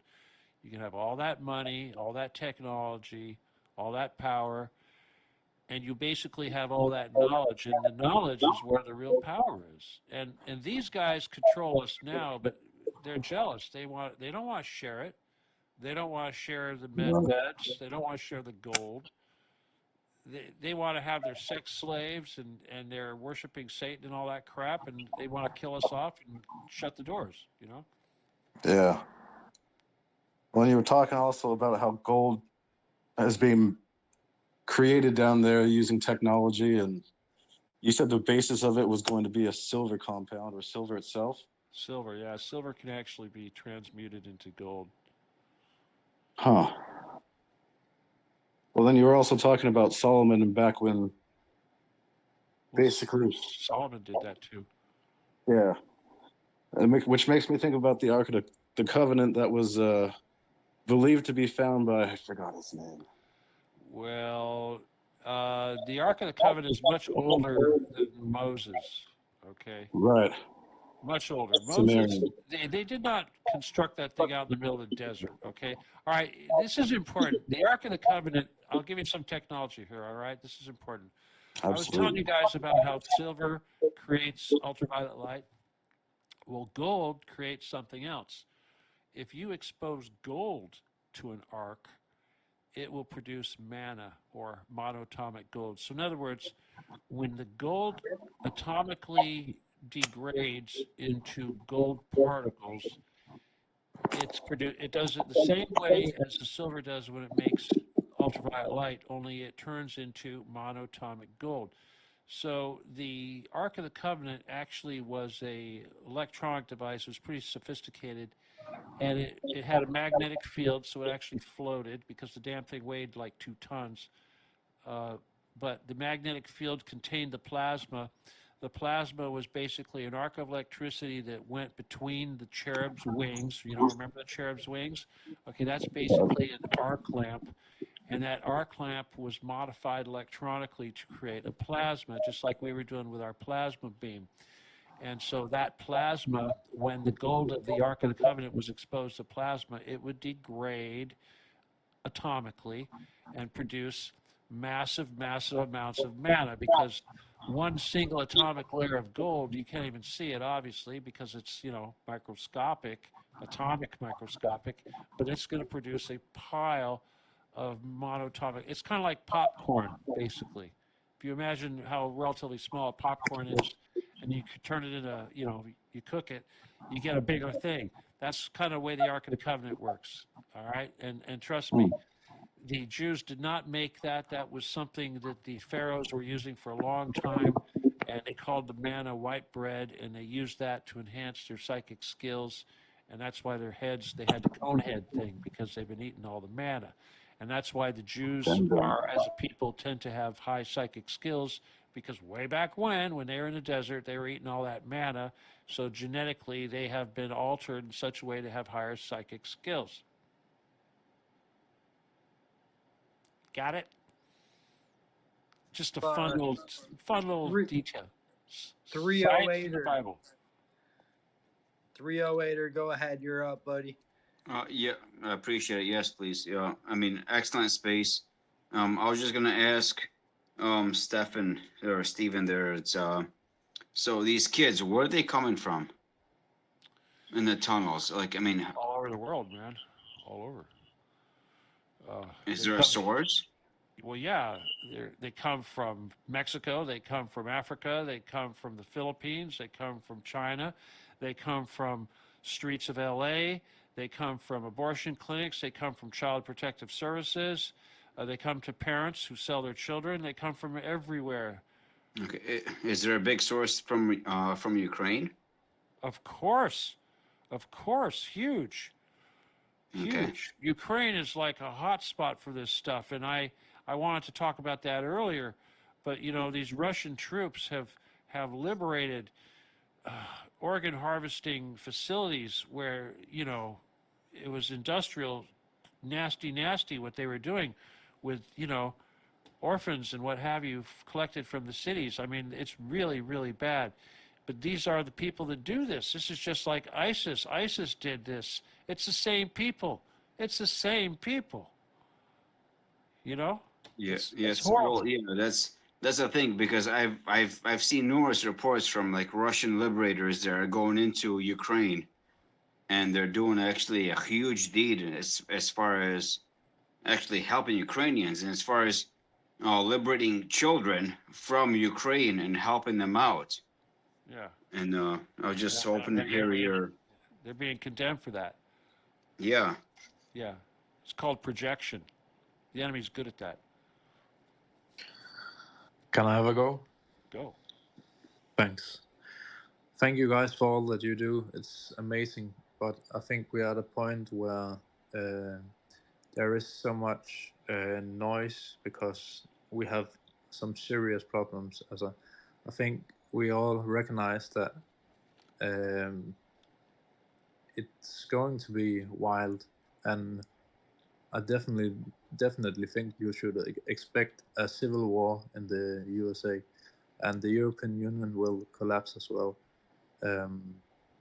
So I think that we have to focus on solutions instead of all unrelated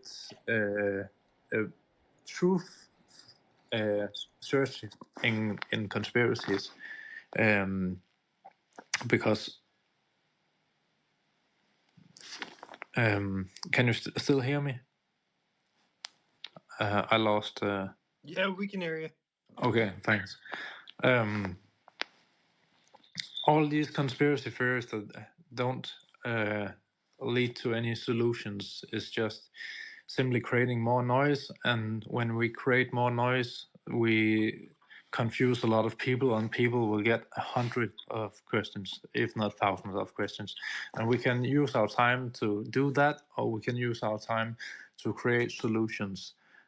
Personally, I'm going to go up against the elites by creating a new way of having not a governmental system, because the governmental system is going to be decided in each community, but a new political system to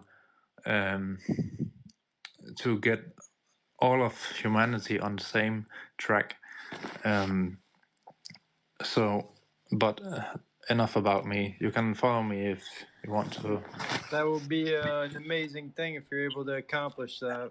That's kind of what this mission is trying to do, guys. You know. Yeah, You yeah, know, that's why we have to focus on solutions. let me put it this way: when someone talks about humans forming governments and stuff like that, this is what I say. I said if humans weren't all a bunch of retards, we wouldn't be having these discussions right now. They wouldn't have been eating our children for all these years. They wouldn't have stolen all our money until we're down to the last 2 pennies. You're Before we absolutely start correct complaining. that I mean, my God, where were we they have 100 years penetrated the ago? cabinets. You know, I mean, seriously, we could have stopped. You know, and another thing, where in the hell were the British when the Rothschilds came in there after Waterloo and short sold the entire country, okay, and So allowed that to happen and let the Rothschilds take over the world? What's the matter with you lot over there? How'd you let that happen? It's just like the Jews that back in the days of Jerusalem that let the Pharisees open the doors and let their country get overridden. It's like we all get, you know, it's just like we're responsible for this crap, okay? So And you know what? If you read the protocols, and you should read the protocols, it says right there, their number one fear is one motivated genius. So it's not the mob rising up, because the mob isn't capable. The mob is fickle, and the mob is played like a fiddle, and that's all we can do is try to control the narrative and try to lead the mob in the direction. But you know what? I can't educate the mob. I don't have time to educate the mob. But what I can do is try to coerce the mob into opening Pandora's box so that the mob can see what's really going on. And that's what Occupy the Getty is. Open Pandora's box, show the world what's really going on. And I'll tell you, when I talk to people, I'm not just talking to you guys, I am talking to the enemy. I want the enemy to hear what's coming, and I want the enemy to know that most of you guys want to cut their heads off, okay? And if they want to make a deal, they better do it quick before I fire you guys up and get enough of you fired up to where the pitchforks do come out, okay? exactly, that's Right? great. And I think the solution you have to get out there once you're at demonstration, and I want to get out in the real world and in these spaces where you have a voice where you can talk about it, then you should be informing people that they need to go open another window and go to gtvflyers.com, and you cannot. That's where all the rabbit hole ends, and I think all of us here, we know it. So we have to spread these flyers out when we go to demonstrations, and what else we are, when we are in these spaces How about and talk. Occupy the Getty? How about we get? I got a demonstration going on in London at Parliament Square coming up Have here. you opened the gtvflyers.com website? Yeah. Well, anyway, guys, I want every single one of you guys to be screaming "Occupy the Getty" on all your little social media pages. I want you to be telling all your friends. And if you're out there, for instance, if you're out there protesting for Gaza or whatever, I want your signs to say Occupy the Getty. I don't want them to say Save Our Children. I want you to be very specific. Occupy the Getty. The word Occupy the Getty says exactly what we're trying to do. It's an action. It's not a flimsy, vaporous dream. It's an actual call to action. I'm telling you what to do. Occupy the Getty. You want your world back, you want paradise, occupy the Getty. You want to, vote, try to vote your way out of this. You guys want to know something? When I was supporting Trump way back when, the first day he took office, I said, you know what? He's going to go underground. He's going to see that bunker under the thing. He's going to say, I want to see all the bunkers, and he's going to shut it all down. But you know what? That didn't happen. You know what did happen? They took him under the Getty. And you know what they showed him? They showed him all that gold. And they also took him to Vandenberg and showed him the secret Space Force. The next thing you know, here he is talking about a whole bunch of gold, that we got all this gold. And then he's talking about a secret Space Force. I mean, come on. Who's getting played here, people? I was total QAnon person until Q comes out and says, Snowden was a traitor, and Snowden was an enemy, and Snowden needs to be brought back to the United States for justice. Are you kidding me? The NSA is the enemy. The NSA is running the bunkers. The NSA is the one raping the children and making the snuff films and collecting the adrenochrome and making illegal treaties with aliens and crap. And the Secret Space Force, that's Nazi. That's Nazi. All that stuff is Nazi. Okay? All these MyLab people that call themselves super soldiers, they're working for the enemy. They're Nazi. You got to think, what would Jesus do? He wouldn't be flying a damn flying saucer. The enemy does that. The enemy doesn't need a secret Space Force. I mean, come on, we could go anywhere. This is a big deal, and this is why I have to focus on the Getty like a crazy person, because I already know, because the enemy told me this is how we beat them, okay? And this is why I've devoted my whole damn life to this, and I'll die doing this. But if I die before we complete this mission, you guys are screwed.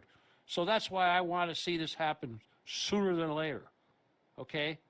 Because I don't have, when you say, oh, I got an idea, we should do this and we should do that, you know what? If somebody had an idea and somebody knew how to save the world and it was better than my idea, I would be listening to them. But guess what? This is it, okay? It's like Spock says, it's completely logical to expose the most vulnerable point of the enemy, which is this one particular bunker. You could say, oh, yeah, there's 250 bunkers. So what?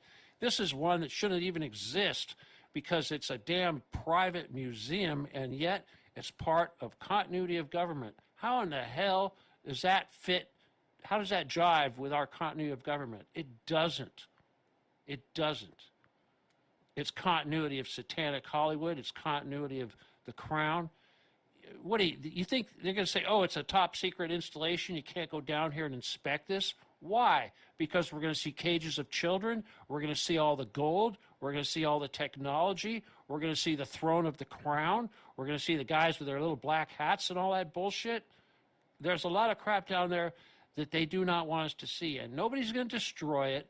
And when you consider of how much money is down there and how much that crap is worth, there's no way on earth that anyone is going to destroy it. So these people that tell you that are liars. And that's our paradise down there. We paid for it. We built it. It's ours. We need that tech. We need it on the surface. We have a lot of work to do. And you guys, this is one of the biggest things that we have done in the last 20 whatever years is you guys doing this thing right now on Twitter. Okay, because it's just like you guys are listening. You're going, oh my God, this is shocking. This is crazy. This is all over the board. Yes, it is. That's the nature of this shit because they're keeping it from you, and everybody can come up with their opinions and yada, yada, yada. But if we realize that we are just a mob and we need to control that power of the mob and we need to focus it on the one narrative that's going to actually do something, this is it, people. This is the one thing they don't want you talking about. All right? So if you want to cut to the chase and end this shit within your lifetime forever, not just one term of one president, this is what you do. You make this the only thing you care about. You get passionate about this and you be contagious and you spread it until we've got millions and millions of people saying the same damn thing. And these people will start making deals with us. They will do anything to save their lives. And we have to be ready to make deals with them, But we got to rescue those children, and it's got to be 100% unconditional surrender. 100% unconditional surrender. Okay? If Gordon Getty wants to give up and give me the keys to the Getty, I'll give him a private cell with a piano and maybe a couple pieces of art, but he is never going to be in contact with another child for the rest of his life, and we'll do that for all of them. We're not going to cut their heads off because otherwise they're not going to give up. And if they don't give up, they're going to kill us. They're going to kill the victims. They're going to seal the trap door. They're going to take that gold. We're never going to see it. We're never going to get that water. We're never going to get technology. And we're going to keep living in this. We'll be in Armageddon. Armageddon is what they want for you. Do you want to have Armageddon or do you want to have paradise? It's real simple. It's real simple. This is the path. This is the only path. And I'll stake my life on it. And that's why they won't sue me. They won't take me to court. They won't say my name because they know damn well what will happen because people ask questions, and if they want to sue me, they're going to need to find evidence. They're going to need to take that judge, and they're going to need to go down there and prove that here's the thing. If they want to say that this is national security and that we can't go down there and get proof that they're not eating children because of national security, that's when we call bullshit. Because when does national security come before serial child murder, which is what's going on, like 100,000 children a year in one location, okay? And how is that okay? How could that ever be okay? And I think that's, talk about a Holocaust. It's happening right real time under our feet. We should be shitting our pants. We should be going crazy. Think of every day that goes by, every minute that goes by. How many children are dying that we're not saving because we're dicking around talking about Donald Trump or Joe Biden or whatever bullshit when we should be going crazy, pitchfork in hand, saying, open the damn doors and show us what the hell you're doing down there. Okay? That's all I can tell you, people. I need you guys to get passionate about this stuff. I don't need you to understand it. I'm not here to entertain you. I'm here to light a fire under your ass to get you interested in saving these children, not to rationalize and debate as to whether or not this is true. If there's only one child down there that needs saving, it's worth the effort. And if I'm wrong, you can do whatever you want. Okay? If I'm wrong, you can do whatever you want. But if I'm right, what do you think is going to happen when I'm right? What do you think is going to happen if my mission succeeds and I get these guys to capitulate? You know what's going to happen? I'll tell you what's going to happen. You're going to get paradise, but you're also going to get me telling you what to do. That's just the way it is because, like I said, out of all these damn humans, 7 billion humans alive in the world, not one of them is telling you to go do this one thing that's going to save the entire world, all 7 billion humans.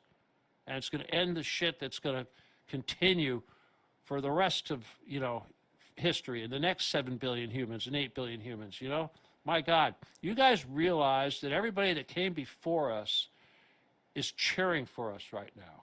right now, all your ancestors, all the angels, all the spirits, all the great warriors that ever lived, they are cheering you right now for what we're doing, trying to save the world and make this big, huge change in the universe. This is Star Wars, people. Seriously, this is huge. Okay, we're making reverberations. I mean, my God, they caved in what's his name's roof to keep us from broadcasting last week, right? They sure did, man. They No, did. they didn't want us to have this conversation, and I knew there was going to be a lot of people in here that didn't know about, didn't know who you were, and they probably had heard Occupy the Getty, but they didn't know exactly what it was all about. And I'm really glad we got to talk about this because there's been a lot of knowledge that's been dropped. You got some big numbers, man, tonight. Your numbers are right up there with the who's who of who's who up there tonight. Seriously. Yeah, no, people want to hear about this stuff. They saw the title and they want to hear about it. Yeah. Well, you're in the spotlight now, man. Well, I appreciate you coming on. I have one more person queued up for a question if you want to do one more. Go for it. And then we'll end it. After that. It's only past midnight, you know. Oh man, what a crazy show.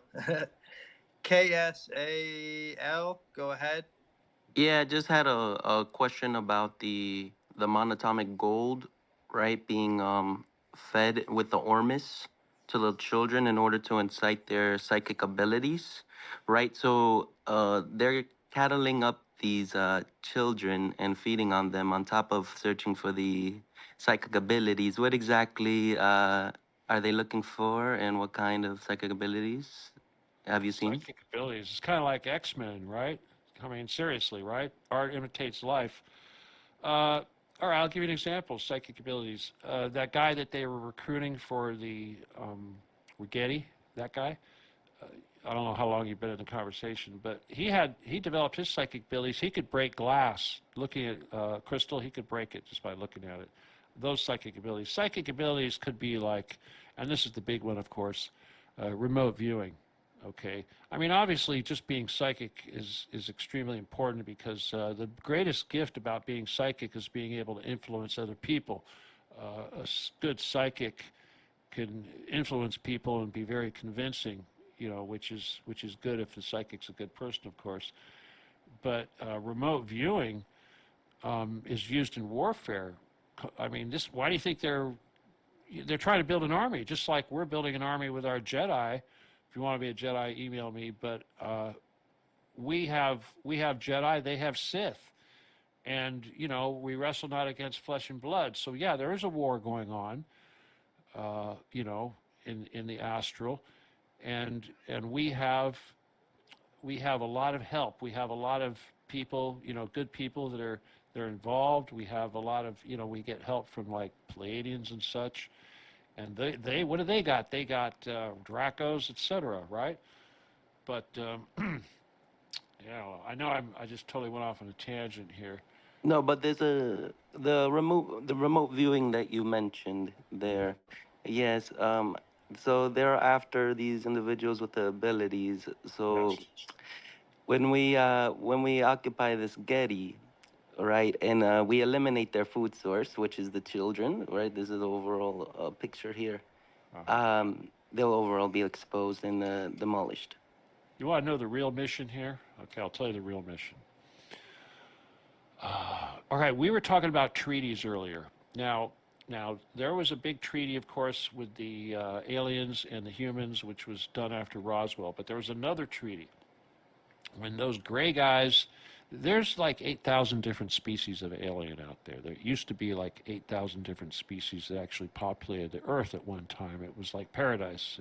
Anyway, three particular species, the Greys, the Anunnaki, and the Draco, were the assholes of the universe, and they basically drove everyone else away or conquered everybody else. So it was just them, to the point to where they were actually warring amongst themselves. A lot of things happened, big things that we could talk about, but one of the main thing is that there was a treaty basically between those entities and God. Okay, now God usually works through the Holy Spirit, which is a whole nother subject. But the treaty was that the Greys and the let me see. Okay, the Dracos kind of were the big winners of all these battles. Okay, they drove the Earth. Used to have a lot of Gray living on the Earth, but they were driven off, and they were pretty much driven to the moon. They live inside the moon. The moon is actually hollow. It's not even a natural moon. It was recreated to look like the moon. But that's the home of them. The Anunnakis, of course, they got a special home called Nibiru. Nibiru was created just for them and put on a really weird elliptical orbit to basically keep them away from us and keep them out of trouble. The Draco, on the other hand, were allowed to live on the Earth underground. They pretty much took over the tunnels created by the Gray, but they were given certain rules. They were not allowed to increase their numbers. They were only allowed to have 250 of these Draco and a certain number of them on Earth. So one of the big rules was that they weren't allowed to have portals. And they used these portals to transport from wherever the hell they come from, Zeta Reticula or whatever, to here. And so they violated these things because obviously they did horrible things with humans, but that wasn't so much the problem. The problem was is that they violated the treaty by using these portals. So God put a hit out on them, basically. Don't ask me where I get this information. That's another story. But basically, God's hitman is the Holy Spirit. Now, the Holy Spirit is not just a single entity. The Holy Spirit is actually multiple entities, but it's at the point of where the entities start to merge and become one, because obviously God, the Creator, is a single entity. So basically, the hit was put out on all the Gray, all the Draco, and all the Anunnaki. So these are, when I talk about the Jedi and all this, doing all this battle in the astral, that's our thing. It's a genocide. The Draco all get killed, and then the Gray all get killed, and then the Anunnaki all get killed. And this is not an emotional thing. This is not a hateful thing. This is orders. Okay, this is what those entities actually created us. They hybridized us and created us. Well, guess what? Now we're being used to basically take them out because they screwed up. And when that happens, it's not going to happen overnight, but when that happens, then the Earth will pretty much return back to the way it was, which is when we're going to have this paradise where you're not going to have all this evil, selfish crap going on, and we will actually be able to commune with all these other entities once again. But, we're so far away from that, we're like radioactive toxic waste right now. They won't come near us. We're savages. Got it. Thank you so much. Reptile hybrid, go ahead, man. I had to bring you up. Sorry, Steve. Just one more. Well, seriously, absolutely amazing space. Stephen, man, you are absolutely spot on. And it's scary. Think about right now as we're dealing with all this politics and garbage right now, what Stephen's talking about, that Getty Museum and other places. I've got to ask Stephen, because you talk about, trying to get in there and save these kids. People talk about white hats and all the rest of it. Is there some force who's, kind of on our side? What can you tell us about that, mate? All right, let me share this with you. When I first found out about these guys, these cavers, these Templar guys, I was really depressed because I thought, wow, these guys are all powerful. There's nothing we can do about this. This is really scary. And I found out that there was actually an enemy that they had that they were really afraid of. And this is how they described this enemy. They said that they were Christian, Second Amendment, computer geeks. Okay? Seriously. That was the thing that terrified them the most. And my understanding, because I actually had some connection to these people, this is sort of like Anonymous. You know how like Anonymous is? There's actually a real Anonymous, and that's who I'm talking about. Okay? Not these guys with the mask and all that. There is a group, an anonymous group, that are pro-Constitution, pro-Jesus, and pro-gun. Okay, and those guys scare the shit out of these people because they are the hackers, and they're one of the few peoples that can, you know, I mean, to me, their biggest threat is their hacking ability. Okay, but the Christianity, you got to remember, we're dealing with Satanists here. Now, I know a lot of people talk about the church or, you know, how corrupt Catholics are and all that, but I'll tell you one thing that really works, and that is holy water. It works. Okay, I don't care what you say, holy water works. Okay, and I'll tell you something else. There's only one faith, there's only one religion that cannot become a Mason, and that is the Catholics. If you're a Catholic, you cannot become a Mason. You know, they won't take you. It's like you're broke, kind of a thing. But anyway, I'm just throwing that out there. Like, I can't believe I haven't seen you on this app before. I'm going to spend the whole night reading literally all of your tweets because, seriously, this guy, man, he's telling you how it is. All these people saying there's no aliens, no space, Earth's flat. No, this guy knows. I've got to ask again, these leaders, are they the hybrid reptilians? Are they not humans? What can you tell us about that? And did you contract and actually build this thing or what? Which thing? Okay, well, what I was a contractor for, well, I mean, a contractor is basically, you know, you get a contract to do something. And my first real contract was for the NSA. And of course, they were operating as a company, and it was called API. But it was to make these lasers, you know, 40,000 solid state lasers to go on these gun sites and stuff.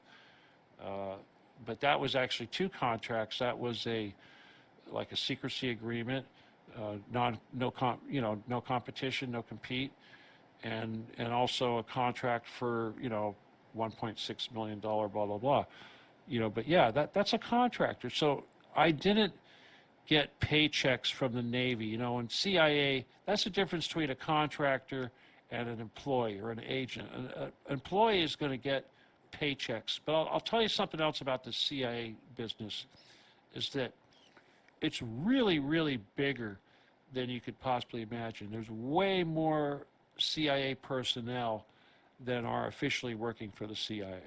It's huge. So in other words, the paychecks that are written by the Navy that go out to, you know, legitimate CIA personnel, even they're all top secret and all that, that's only a portion of all the personnel. There's a lot of people that are what I call cowboys, and they live off the land.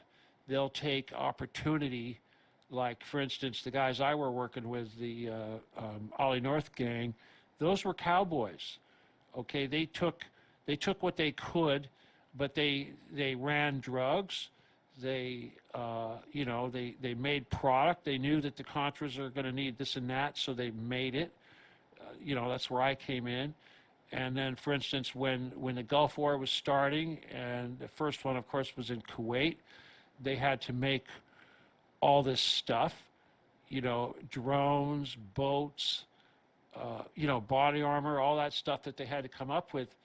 They cashed in on that stuff because they knew what was coming.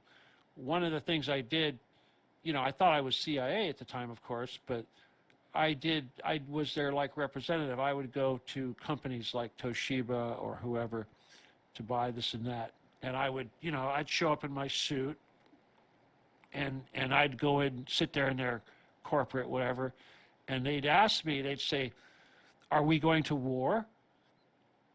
And I'd say, yes, we're going to war, you know. And it was because, you know, they thought I was CIA. And of course, you know, when it's all sexy, you know. That's the thing. We're all, James Bond is cool, and this is all sexy, and ooh, guns, and oh, you know, all that stuff. It's not sexy, okay? I thought it was sexy. I was raised on James Bond. I thought it was cool. And then I found out how they killed children, innocent children. This is before I knew anything about the pedophilia stuff. This is just when I thought they were just killing people in the jungles in these third world countries. I knew that was not, you know, Christian. It wasn't Christian. It wasn't one nation under God stuff. It was something else. Okay, and that's where I broke. And all of us should be already broken. And I'll tell you, when you wake up, when you really wake up, they try to turn woke into a bad word, but when you actually wake up, it's traumatic. Okay, something happens to you. You get molested. You learn about something horrible. you snap, and then you have to start over. You have to relearn everything, your religion, your politics, your philosophy about everything. It changes. And you can't say you're woke until you've gone through that trauma. And I've had that happen to me at least twice now. Okay, the first time, of course, is when I found out about the NSA killing all the children, and the next time was when I found out about the Nazis and the Jews working side by side. I mean, that's some trippy stuff. And it takes a piece of your soul away. It really does, Stephen. They're hunting children. They're doing this. I've got to ask, mate. These leaders, the elite bloodlines, the royal families. Are they reptilians? Are they shapeshifters? What are they, Stephen? Well, most of them are. Yeah, of course they are. I'll tell you something though. I actually have some royal blood going on both sides, but on one side is Templar. I know for sure. It was let me see, mom's side. Yeah, mom's side was Templar, and Templars had more than one faction. Okay, I know we talk about good Nazis and bad Nazis, but the Templars weren't always Nazis per se, but they were blue blood. They were aristocracy, post Demolay and all that. But I do know that there were two factions, and one faction went underground, faction A, faction B. And what I was told, at least in the family, they didn't really talk about it too much, but they said that one side, it first started with the Kaiser. One side was pro-Kaiser and one side wasn't, so they went to America. The ones that, obviously the anti-Kaiser contingent had to flee. And the same thing happened under Hitler. A bunch of the Templar royalty had to flee because they opposed Hitler, and the guys that were pro-Hitler won the battle. So, I've had to live with that kind of a thing. And that was one of the reasons why the Templars had such trouble finding me, was because both of my parents had their mothers, both of my grandmothers had left their husbands and went into hiding and fled across the country, and nobody knew where they were. And so, obviously, the guys that control everything, they lost touch. They lost connection with that bloodline. And if you know anything about the Templars, it's like the Da Vinci Code, okay? The Da Vinci Code isn't really fiction. It's actually kind of true. Even as a Catholic, I don't want to admit that such a thing could be true, but at the same time, I know that they believe it. And I know that this is the reason why they follow me around, and why they protect me, and why they won't let anybody hurt me, let alone themselves. This is one of those things, They called it the Can't Be Killed Club. I mentioned that earlier, right? Yeah. Trippy shit, huh? Okay, we gotta go. Trippy shit. Yes, it's trippy shit. Well, Somebody told me, another one of these CIA guys, they told me that it was like Groundhog Day, and that if they were actually able to kill me, it would just like start over like Groundhog Day, like nothing happened. And people talk about the Merovingians and stuff like that, and there's been merging of these bloodlines. You're spot on, Steve, and seriously, you don't hear information like this pretty much anywhere else. Isaac, Dr. Keck, we want answers. This has been one of the best spaces I've ever heard, no joke. I got to ask again, Stephen, sorry to keep, chewing your ear off. What about, what they call the Galactic Federation? Some people say there's a non-intervention policy. Can you tell us anything about that? Because I love how you said it's like Star Wars. We're down on the ground here. He's right. Stephen's right. This is like Star Wars. We're living in a Hollywood blockbuster. Tell us about it, Stephen. All right. First of all, once again, you could divide the whole universe into two sides: service to self, service to others, STS, STO. The Galactic Federation, that's Jesus is the commander. And it's not like, it's these people that say they're talking to, what is it, the Palladians and all that. Come on, BS. Yes, they don't deal with us. The only time I ever know that the Palladians ever reached out to a human was when they went and talked to Billy, what's his name, Billy Meyer. Billy Meyer, exactly. Yeah, but otherwise they don't talk to us.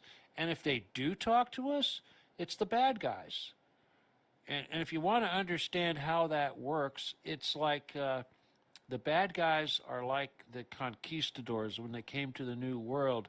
They thought they were bringing civilization. They thought they were bringing the church. But they screwed everything up, and that's exactly how it works. So, yeah, no, the Galactic Federation does exist, but they fight on the level of the enemy. It's just like the Jedi. I say we fight in the astral. We fight in the 4D. We don't fight in the 3D.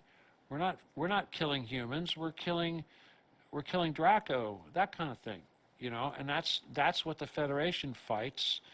And I'll tell you, but we have to do our work, and this is why I have to try to impress upon you guys this peaceful nature of this thing, because our job is to basically become worthy of all this stuff, and our job is to basically be ready to graduate when we get the opportunity to transition, and we can become advanced humans that aren't selfish and take care of each other like family and we're responsible for each other. And that's all we got to do. Just stop being so damn greedy and selfish. Yeah, just work together. I mean, and we could solve all the problems in the world. Yeah, we got to realize we're all related. That's really what it's all about, instead of this tribal crap. Yeah, we're all human at the end of the day, man. All this color and all that bullshit. Hey, It's Stephen, nonsense. you've obviously heard about Pine Gap in Australia, and what's that? There's the reason they call it the land down under. It's a play on words. Can you tell us anything about Australia? We were talking about that earlier. Okay, Pine Gap is the #1 largest NSA base. It's a good 6 miles deep. It's really deep. It also has a tunnel that runs about from the center of Australia about 45 degrees out to the Pacific, and they can sail submarines all the way from the ocean there to the center of Australia. Yeah. Wow. Yeah. Wow. And this is the good thing. This is what I'll tell you. This is what Pine Gap is for. Pine Gap is actually a surveillance station. That's its only job, is surveillance. And the reason why it's so deep is because it uses extra long frequency wavelengths to monitor everything in the world. So there's your woodpecker, there's all that. That's coming from Pine Gap. But they don't just monitor humans. They also monitor all the other things too. Okay. So yes. But I'll tell you, I know they know everything, because when the Bilderbergers in London put a hit out on me, all we had to do is go to the guy in Pine Gap. He said, "Yep, that's what we hear. That's what's going out over the airwaves right now." And it's totally owned by the CIA, as you know. Well, Think about the power that they have. NSA, man. NSA, you're right. Yeah, absolutely. Yeah. Hey, Stephen, follow me, man. I'm begging of you. Never ask. I'm begging of you. Follow me. I need to talk to you. Okay, well, you got to send me a instant message or something. I mean, obviously I want you guys to follow me, because I got to get Yeah, I'm following you. I'm following you. 10,000. Let me see, how far are we at here? We're good. 9,891. I'm sure you guys will put me over 10,000 by, Yeah, tomorrow. But let's dude, give them I know a we lot did this more than for. that. Wait, look, listen. We did this for. We're going on 5 hours and what is it, 15 minutes or something, or longer? No, 6 hours now, huh? Yeah, 6 hours. 6 hours. Fucking Over crazy, 6 dude. hours. But dude, you've had one of the biggest spaces that Twitter has seen. I mean, this is up there with Alex Jones and whoever. Okay, so seriously, we got to do this No, again. we've held big numbers this whole time. People want to hear this stuff. You have. There's I'm no other impressed. source. I mean, there's no other people really talking about it. And everybody can see this too. That's the thing. Everybody on Twitter can see this right up there. Yeah, no. Dr. Keck, for co-hosting. Yeah, we should wrap this thing up, because we are running on 6 hours now, and we definitely will do this again soon. There's so many topics we can go down and talk about. But I always like to leave on like a positive note. So like, what would you say to everybody that we could do to, other than get the word occupy, to get Getty out there? What can we do to make things better? This is a good wrap up, and promise me that we will wrap up. But first of all, I told everybody to take lysine. Okay, start taking lysine right away. If you haven't done it, you'll trust me. Get your children, everybody you love, start taking it. But you all got to realize that you do make your own reality. Okay, we can all manifest, and part of this manifesting is this narrative. Okay, so when they're out there constantly telling you this is going to happen and that's going to happen, that's not your timeline. That's the timeline they're trying to make for you. So in other words, we don't have to have an Armageddon. We don't have to have all these horrible things happen. We don't have to have World War III. We can stop it. And when we do, we can do it exponentially. Our power can go from nothing all the way to absolute in a heartbeat. We just have to have enough of us get motivated. And that's really the key here, because, you know, it's like I said earlier, they're worried about a single motivated individual, because a single motivated individual can affect the opinion of 1 million people. So how many of us do we need to motivate before we can get everybody affected? And that's really what it's all about, you know? So again, you need to get passionate about this stuff, and you need to remember that it's like Flynn said, this is a war in narratives, so watch out. When they start making you talk about something else, remind them that the solution to everything is this one thing. And eventually, the enemy's got to give up. And you got to resist the urge to be violent and to think violently, because, you know, in the end, remember, we're all humans, and even these ones that are doing horrible things, they're still family. We're still part of the human family. And realize that you do have to mature, and you do have to become a better human, and you do have to lose the selfishness, and you do have to look for ways to serve others. And if you want to be protected from the enemy frequencies and enemy attacks, spiritual or physical, the best way to do that is by having that armor of God, which you're going to get through serving others. Okay? Seriously, people. And I'll tell you, this is not a Christian thing or Jewish or Buddhist, because it's like when you talk about the Galactic Federation, Christ has been around longer than any human book or any human has ever been around. So let's not try to talk about these things on terms of human books, because this is way bigger than human Earth. This is the universe, and we should be thankful that we have this opportunity to be the stars of the entire universe, to do this mission that's going to reverberate across the universe, and it's going to, I mean, my God, we're fighting Satan. Hello? We're fighting Satan. We're fighting the entities that made us. You know, I mean, my God, talk about superstar warriors. You know, we're it, you know? So I hope I have a lot of recruits and people joining me, especially on Twitter. And Yeah, we are the solution. Yeah, you know? We're the white hats. We are the white hats. Exactly. We can't be waiting for these people to show up. We are them. Hell no. We're not going to eat popcorn and wait for the military to go in and do it. You know, oh, it's okay. The military did it. Go back to TV, football. Yeah, vote for this guy. No, you're 100% right. And people need to understand that. You'll know it, because we'll have paradise. We'll have no more chemtrails. You'll have med beds. You'll have money. You won't be paying taxes. You'll have all the food you need. You won't have to go to work. I mean, come on, you know, right? Yeah. We won't have pollution. We won't have any of this crap. Absolutely. I'll tell you what we're not going to have. We're not going to have transgender surgery. Well, that's something that we need to nip in the bud real fast. That's for another day, though. We will definitely hit that next time. Let's get out of here. Come on. So Steven, thank you so much for coming on. Everybody go follow Steve, help him out. Follow his work, follow his page. He'll be able to guide you from there as to where you can find more information. Dr. Keck, thank you for co-hosting this. Please follow him if you're not following him. We Want Answers. Please go follow that page. That's a page I'm working on with a friend that we're going to be coming out with a lot of different content other than Return to Cappy stuff. So just thank you guys for tuning in. Steven, if you want a quick last word, and that's it.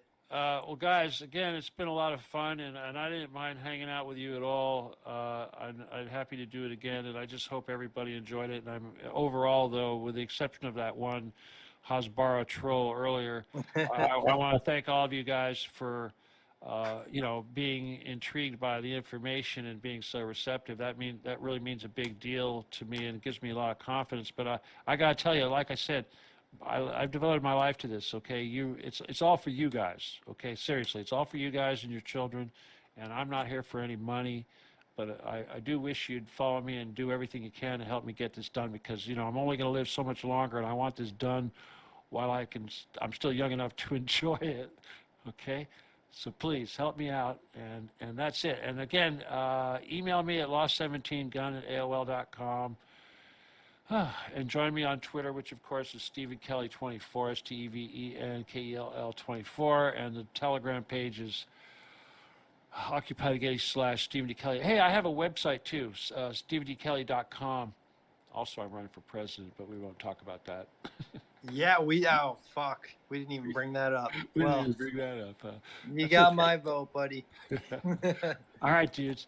Okay, All guys, right. I'm going to leave. Thanks, everybody. Thank you All all. right. Thanks, All right. everybody. Dr. Adios. Keck, did you want to say anything?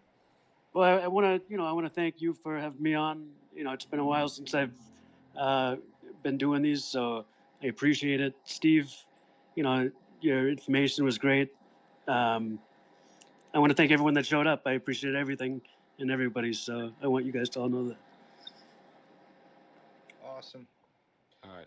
Thanks, Everybody, y'all have a great night, and lots of love from me to you guys, and y'all sleep tight.